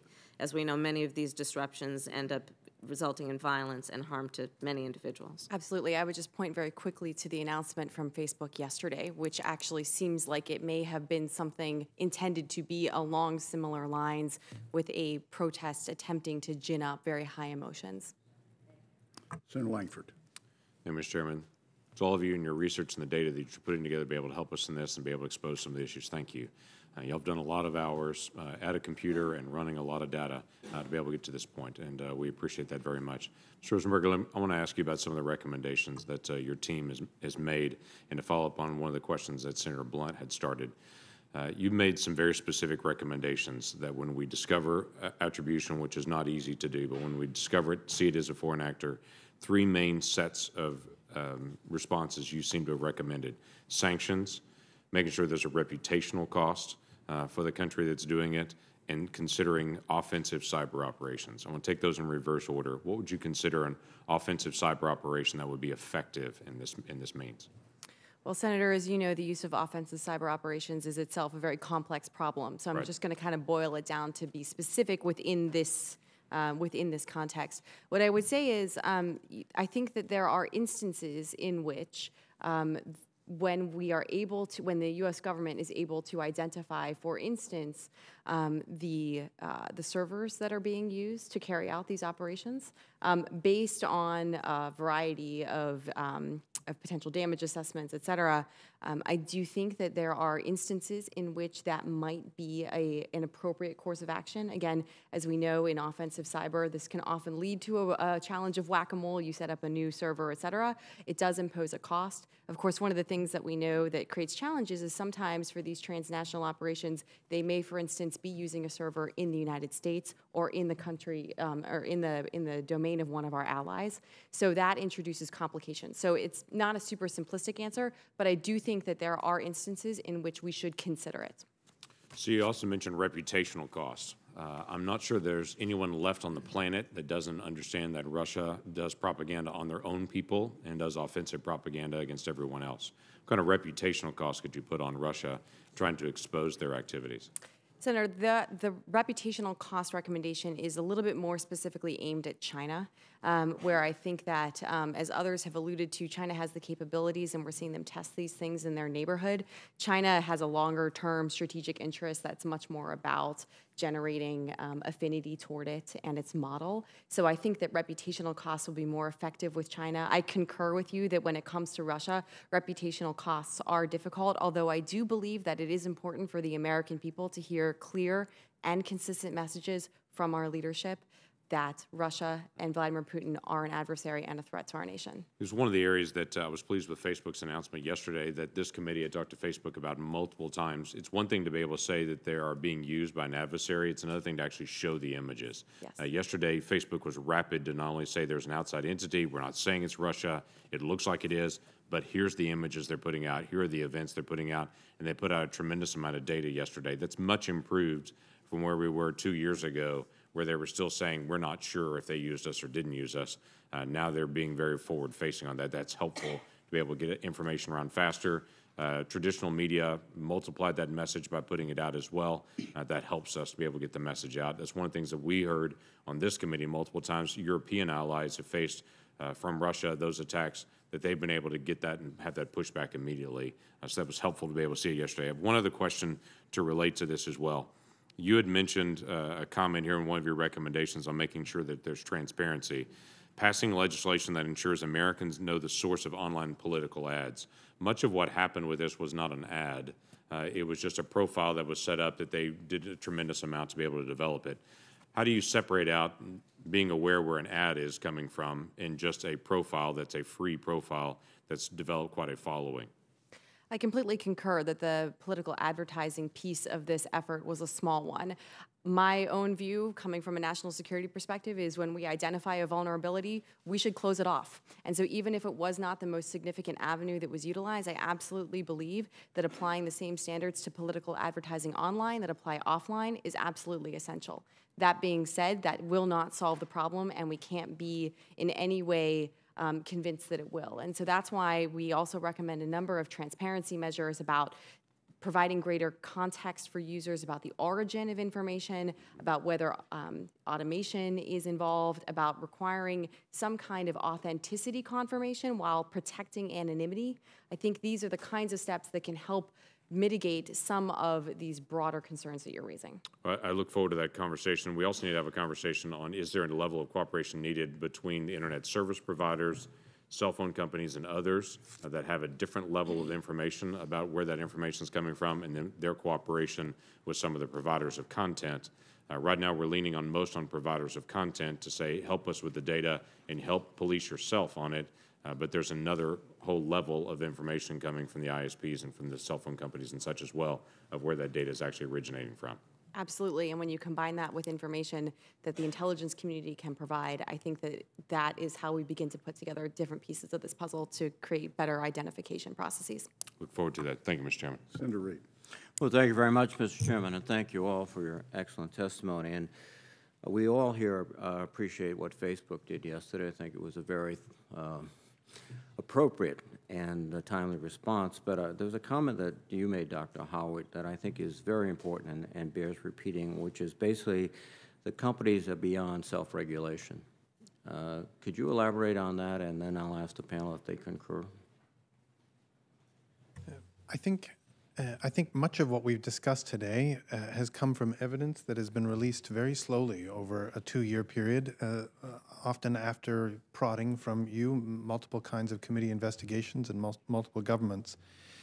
When I say that I think the social media industry is past the point of self-regulation, I mean mostly that the more public, open data there is about public life, the faster we can catch these moments of manipulation. For the most part, we've been speaking about American citizens and us as individuals and the impact on our democracy.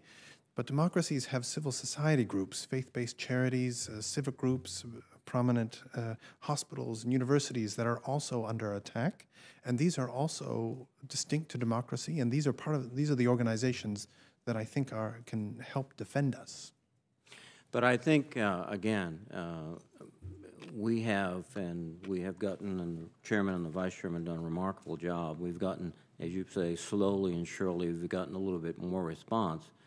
But I think the time is running out, frankly, and I think we have to move legislatively to set in motion a framework of disclosure. Someone mentioned, options to remove information, reduce information, or inform the participant. I don't think that will happen voluntarily. It's the president's dilemma. I'm sure they would all love to do it, but unless everyone does it, it's not cost-effective or it's not culturally consistent with their corporation. So let me just go with Ms. Rosenberger and down the line about this comment about, do we have to move very quickly to set up a framework consistent with the First Amendment, obviously, that allows us to deal with this issue? Senator, one thing I would note is that while the United States has not taken any steps like this, other countries or international institutions have. So the European Union has been moving out, not just with GDPR, but other conversations about regulation of social media and online platforms. China is using its market access as enormous leverage over these companies in order to basically set the terms of the debate. By being absent from this conversation and not taking steps to figure out some of these very thorny issues, but right now what's happening is other countries, other governments are setting the rules for this space. And that is, in many cases, not in the interest of the United States. I think some of the ideas that Senator Warner put forward in his paper earlier this week are absolutely worth very, very serious conversations and the kind of things we need to be doing. I think one of the ironies, as you point out, is that we could be disadvantaged because not only don't we get to make the rules, but our companies, our international companies, will follow the rules in China, follow the rules in Europe, and not follow the rules here, leaving us much more vulnerable. Dr. Kelly. I believe that it's critical to have access to data from all the platforms in order to detect this kind of activity, and that is a sophisticated analytic capability that needs to be created, and it's going to be a lot of time and effort from a lot of smart people. where does that data then sit? Who is it that gets to look at it? And I think that our concerns about privacy and the First Amendment lead us to at least suggest we ought to think about industry-oriented consortiums or things that allow a kind of, without moving it too far from industry, let them at least have the first crack at the detection piece. Well, again, I think your instincts are very consistent with the views of most Americans, but this now has been several years, and we are still waiting for the kind of robust response. Perhaps the Facebook example yesterday is a good sort of sign that the industry is coming around, but again. Yes, Senator.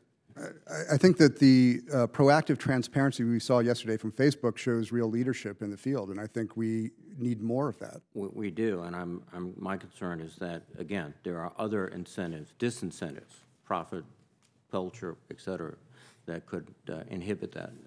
My time is expired, but ma'am, please. I think the key is to have oversight. We spoke about finance a little bit earlier, high-frequency trading in particular. There were two sets of regulators. There was self-regulatory bodies that stepped in. There were the exchanges. There's some parallels there where the exchanges are able to see what's happening and immediately before the regulatory process happens, step in and say, not on our platform. I think that that's actually an interesting model, this combination of regulatory, self-regulatory, the exchanges acting independently, and an oversight body looking to make sure the entire ecosystem remains healthy. Security exchanges. Correct. Yes. Doctor, comment? I'll just say our research certainly shows that the importance of tagging this information so that audience can know the source of it. The appropriate legislative mechanism for that I can't speak to. Thank you. Thank you, Mr. Chairman. Senator Cornyn. I can't help but recall the words of H.L. Mencken, who said that for every complex problem, there's a solution that is clear, simple, and wrong. And so I think we need to be a little bit, demonstrate a little humility when we begin to approach this from a public policy perspective, what our response should be. But I also want to ask you about my impression, which is it would be a mistake to think this is just about elections. Yeah, I saw. Yeah. And one of the reasons I say that, I came across an article recently entitled "When a Stranger Decides to Destroy Your Life," where somebody used a fabricated story about a woman and posted it online on a website called She's a Homewrecker, and basically ruined this woman's life, or at least challenged it in a dramatic way. And then I thought, well, this is a tool that could also be used by somebody who wants to tank a stock price by disparaging the reputation of a company, and then perhaps sell it short and reap a significant reward. Or if you're a Chinese telecom that wants to get rid of some of the competition, particularly when it comes to developing 5G technology or some other cutting-edge technology, this is also a pretty useful tool using this information warfare. So all of this leads me to wonder if by focusing solely on the election, which is dramatic and of tremendous concern, and I share the concerns of all of you and all the committee, that if we just focus on that and not the rest of the picture, whether we are missing the right picture. Ms. DiResta, do you have any observations? Yes, sir. We look at New Knowledge, we do look at misinformation and disinformation targeting corporates. On the state actor front, we have seen evidence of campaigns targeting agriculture and energy as two industries of interest to foreign powers. On energy, we've seen anti-fracking narratives, anti-fracking bots by countries with strong oil interests. In agriculture, that's taken the form of spreading fear about GMOs. Yes, Mr. Rosenberg. I'd also note that in the case of Russia, we know that they use these operations to try to shape our conversations and views on geopolitical issues, especially those of interest to Russia. So for instance, one IRA-sponsored post on the inauthentic account Blacktivist asked, how would we feel if another country bombed us for the poison water in Flint and for police brutality? That was posted in the immediate aftermath of the Trump administration strikes on Syria after the chemical attack in March of 2017. So clear instance of that account actually criticizing an action by the Trump administration, using emotional issues like the Flint water crisis and police brutality as an avenue in to try to shape views on a geopolitical issue of interest to Russia. Dr. Kelly? So I completely agree that there's a commercial dimension of this which is underreported, and there's a lot more going on in the commercial space in terms of these attacks than is reported. Renee discussed some of them. We've seen others with our customers, and sometimes they're tied, these political attacks and the attacks on corporations, where corporations will be basically punished with falsely amplified boycott campaigns and similar measures for doing something which is politically not what Russia would like to see. Dr. Helmuth, the psychologist Jonathan Haidt gave a speech I saw online recently called The Age of Outrage at the Manhattan Institute, where he basically describes a narrative where there's a lot of things conspiring to manipulate us and invoke outrage for whatever is going on, whether it's cable news, social media, or the like. What can regular Americans do to protect themselves against those, whether they be state actors, whether they be individuals, whether with malicious intent? What can they do to protect themselves? There's one thing for the government to do what we can do from a policy standpoint, but what can average individuals, consumers of social media online, do to protect themselves from being manipulated by fake information or misinformation? You know, our work in Eastern Europe, and as was mentioned earlier, suggests that people in those areas are very well aware of Russia's intentions. Russia lurks very closely to those nations, and people know what's going on. I think obviously the way to apply that to the United States is understanding the need to know the sources of your information, be able to adjudicate and assess the truthfulness of that information, the potential biases of that information, and then try to make your own decisions on that. Ultimately, it's about being a careful consumer of information. Thank you. Thank you, Senator Cornyn. Chair's going to recognize himself for just a question, and then I'm going to recognize the Vice Chairman. We'll see if we've got any members that return after that second vote starts, but it's my intention to try to wrap up as close to noon as we can. You know, I've heard a lot of phrases to describe what went on just in the last few minutes: disinformation campaign, misinformation campaign, societal chaos campaign. Dr. Howard, I think you used one that struck me earlier, computational propaganda. And my suggestion is that we not come up with a single one, because we're dealing with a generational issue. And I think somebody alluded to it earlier, that it's much easier to take a generation that grew up with these devices and accomplished some type of change than it is for somebody that struggled like me to learn how to use the device and found the most useful TV ad when somebody defriended somebody. They took their picture off the wall. If you remember that Post-it note, that struck home to me. So I think it's important that we speak to as many languages on this, because the task that we've gotten before us is to penetrate the entire population. And it's not limited to the United States, as you have described today. And, you know, I hope that there's a takeaway for the media. This is going on everywhere. It's not limited to politics. It's much more intrusive in the global economic picture today than it is in the political landscape. It's just we like to write about politics. And so I want to point you to this chart I've got over here. It looks like it's something that would be used at the psychiatrist's office to have you describe what it was. And I'm going to ask you, Dr. Kelly, in our analysis we went through and we tried to connect the dots. Who generates it? Where does it go? Does it go to the right? Does it go to the left? And what my staff determined, and I'm looking for your agreement or disagreement, is that in a lot of cases, at least in the 16 cycle, the same person sitting somewhere in the world generating, initiating this propaganda, both initiated the part on the right and the part on the left. That it wasn't two different individuals. Therefore, this was a very well orchestrated, very choreographed plan that they carried out. What's your comment on that?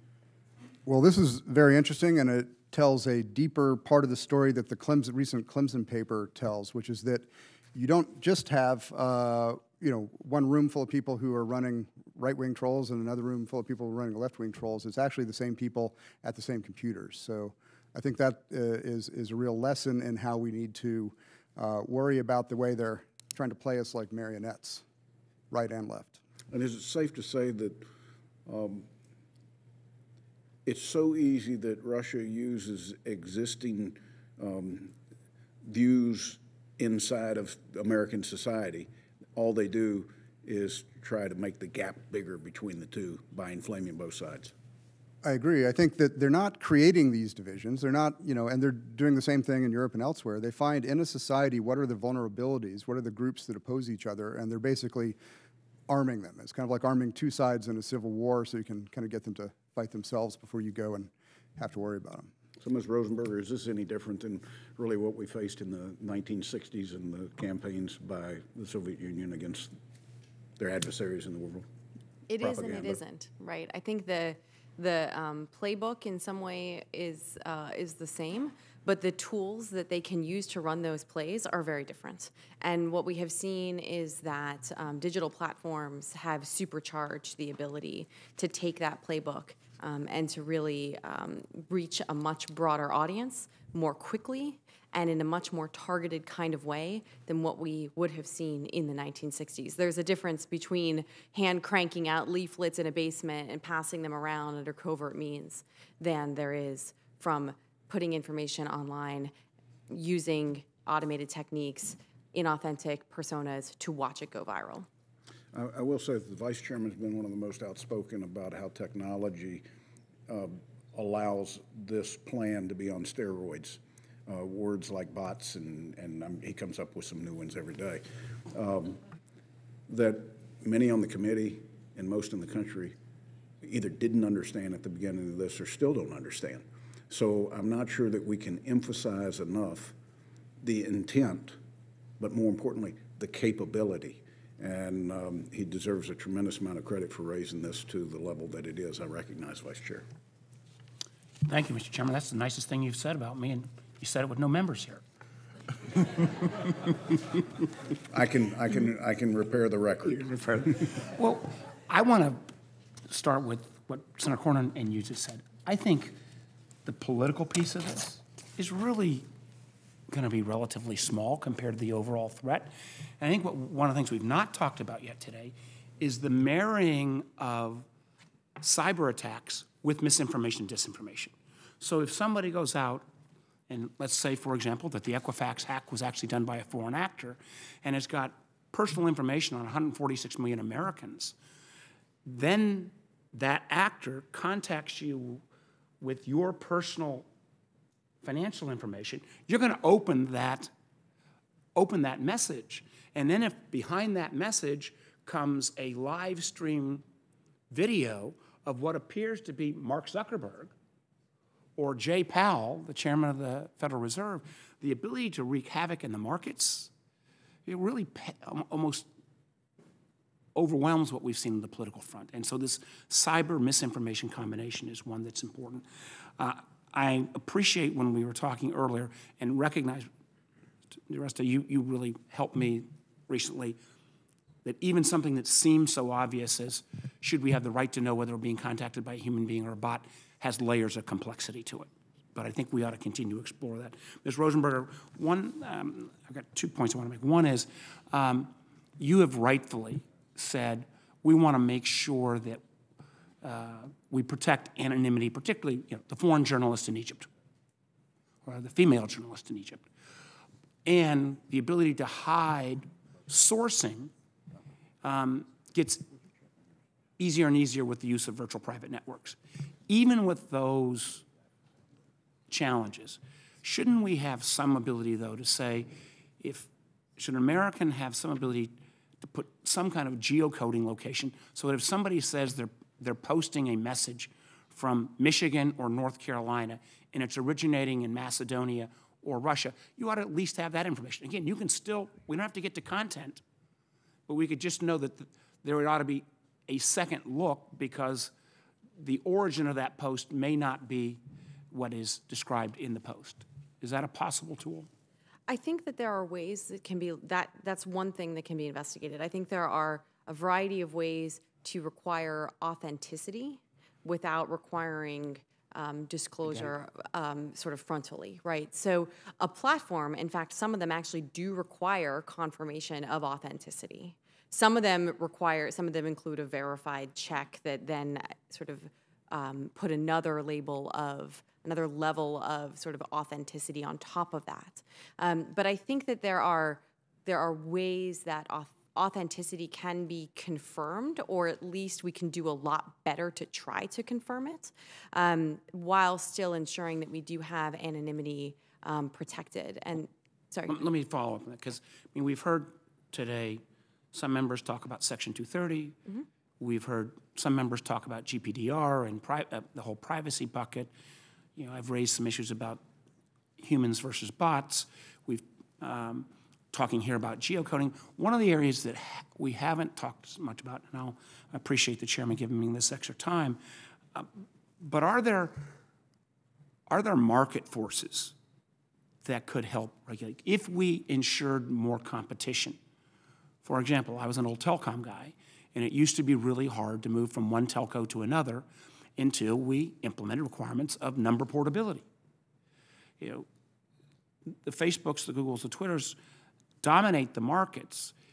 There may be, as people increasingly have concerns about the safety of their data, the ownership of their data, fake accounts being used, and this doesn't completely work as an analogy, let me state that up front, but the notion of data portability, the notion that would say, if you want to take all of your content off of Facebook, including your cat videos, they have to make it in a user-friendly form to move to NewCo, because NewCo, as part of their business model, is going to have much higher levels of authentication.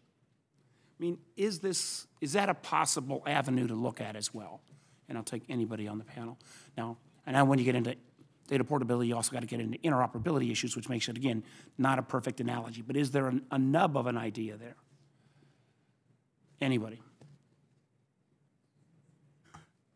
I don't have an answer on that exactly, but I think as you're thinking about that, it's important to think that in these kinds of disinformation campaigns, two of the most powerful things are a combination of anonymity and automation. Those two things together allow you to run very large bot armies, so to speak, that are able to affect your objectives. It's important, so those two pieces are something you have to think about how that concern weaves through this.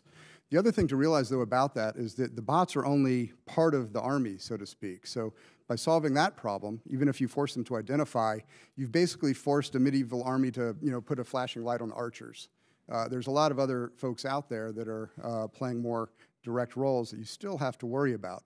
And I think that those more high-value assets in this kind of cyber-social battle are a little bit harder to find, and they're the ones that you can't just fire up another 100 of them if you shut the first 100. I would, and we've done a lot of recognition of Facebook today. I think we should also recognize Twitter, which is in the last 2 months has even counter to their business model, has taken down lots of fake accounts, lots of fake bots. But is there any possibility here about trying to add more competition into the marketplace as a way to help us sort through this? Not so much just a regulatory approach, but a competitive approach. I would say one of the challenges is if you fragment the platforms and fragment where people are, then there are more platforms to watch, since this is a systems problem and it does touch everything. That's not to say that that's not an appropriate course of action, because one of the reasons why this is so effective is there is this mass consolidation of audiences as the internet, which was originally much more decentralized, kind of came to have mass standing audiences on a very small handful of platforms. The challenge there is also, though, that people like that consolidation. They like having a lot of, all of their friends on one platform. So it's kind of a chicken egg problem to think about it in those terms, but happy to continue the conversation.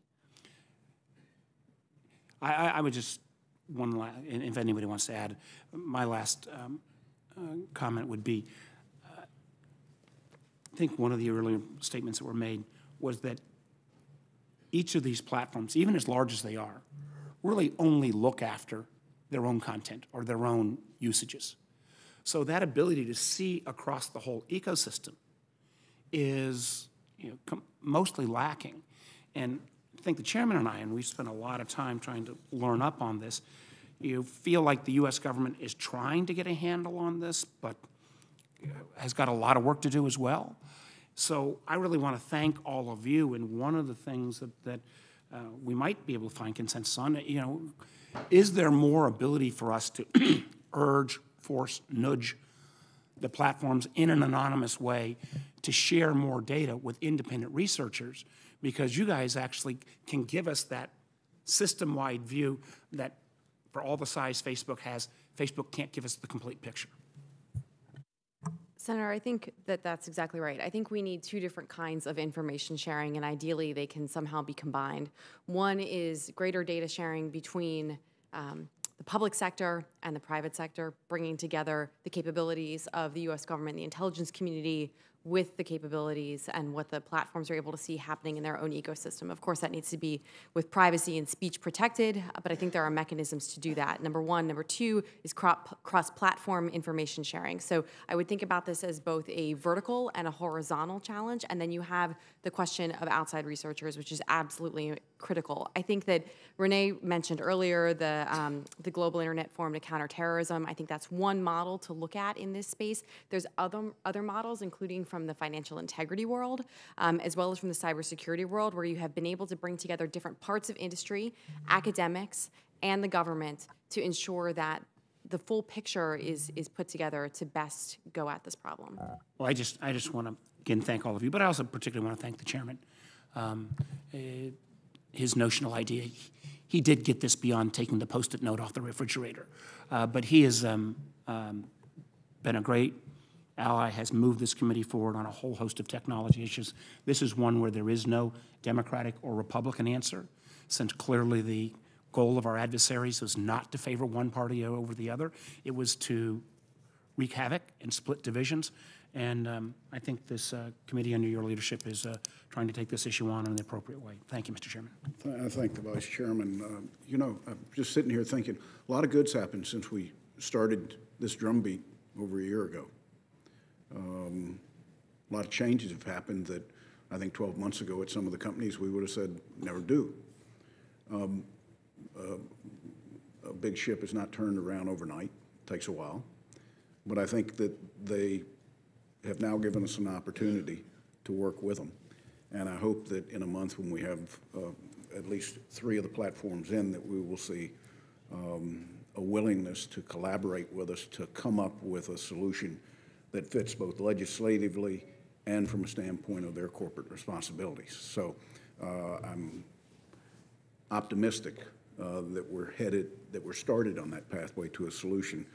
I remind people that it was this committee that took on legislation for cybersecurity when everybody said it couldn't happen. Is it perfect? No. Was it a good first step? Yes. And part of the challenge, because we're the filter for technology's changes in the world. There's no committee of technology in Congress. There's no agency of technology in Washington. It all sort of dumps in our lap, and we have a perspective that nobody else has. And technology will drive for the next 10 years the way we do things, the way we communicate, where we go, how we do it. Everything in life is going to be driven by technological change. So this is very appropriate that we would be talking about a new architecture. Not necessarily a new architecture for social media, but a new architecture for the relationship between government and the private sector. And I hope that if there's a takeaway from today's hearing, it's that this is the last time we're going to associate the propaganda effort that we see with an election cycle. There's been no interruption since 16. There was no interruption from 14. This was planned out well before we knew who two candidates were. We knew the differences between two parties or where the American people's hot button was. It's flexible enough and nimble enough that it's going to attack whatever the hot button is at a given time that they want to initiate. And I can't thank all of you enough for your candid and insightful testimony. You've given us a lot to think about as we wrestle with how to counteract the problems of foreign influence and its use on social media. I want to summarize what we've heard from today for the American people. The Russians conducted a structured influence campaign using U.S.-based social media platforms and others to target the American people using divisive issues such as race, immigration, and sexual orientation. That campaign is still active today. They didn't do it because they have political leanings to the right or to the left, but because they care about our elections, but rather because a weak America is good for Russia. Some feel that we as society are sitting in a burning room, calmly drinking a cup of coffee, telling ourselves this is fine. That's not fine, and that's not the case. We should no longer be talking about if the Russians attempted to interfere with American society. They've been doing it since the days of the Soviet Union, and they're still doing it today. The pertinent question now is, what are we going to do about it? There won't be an easy answer. The problem requires all of us, government, private sector, civil society, the public, to come together and leverage our distinct strengths and resources to develop a multi-pronged strategy to counteract foreign attacks. We've heard about the problem today and have consolidated and considered some potential recommendations and solutions. The next step is to hear from the leaders of social media companies themselves, and I'm certain that they too learned a fair amount today while watching this hearing and look forward to their responses. They owe it to the American people to communicate clearly and transparently what they view their role to be and what they're doing to combat these foreign influence operations. As I mentioned previously, this issue goes far beyond elections. We're fighting for the integrity of our society, and we need to enlist every person we can. With that, I want to thank you for your time today. I think I've hit within about a minute of what I told you our target would be. This hearing's adjourned.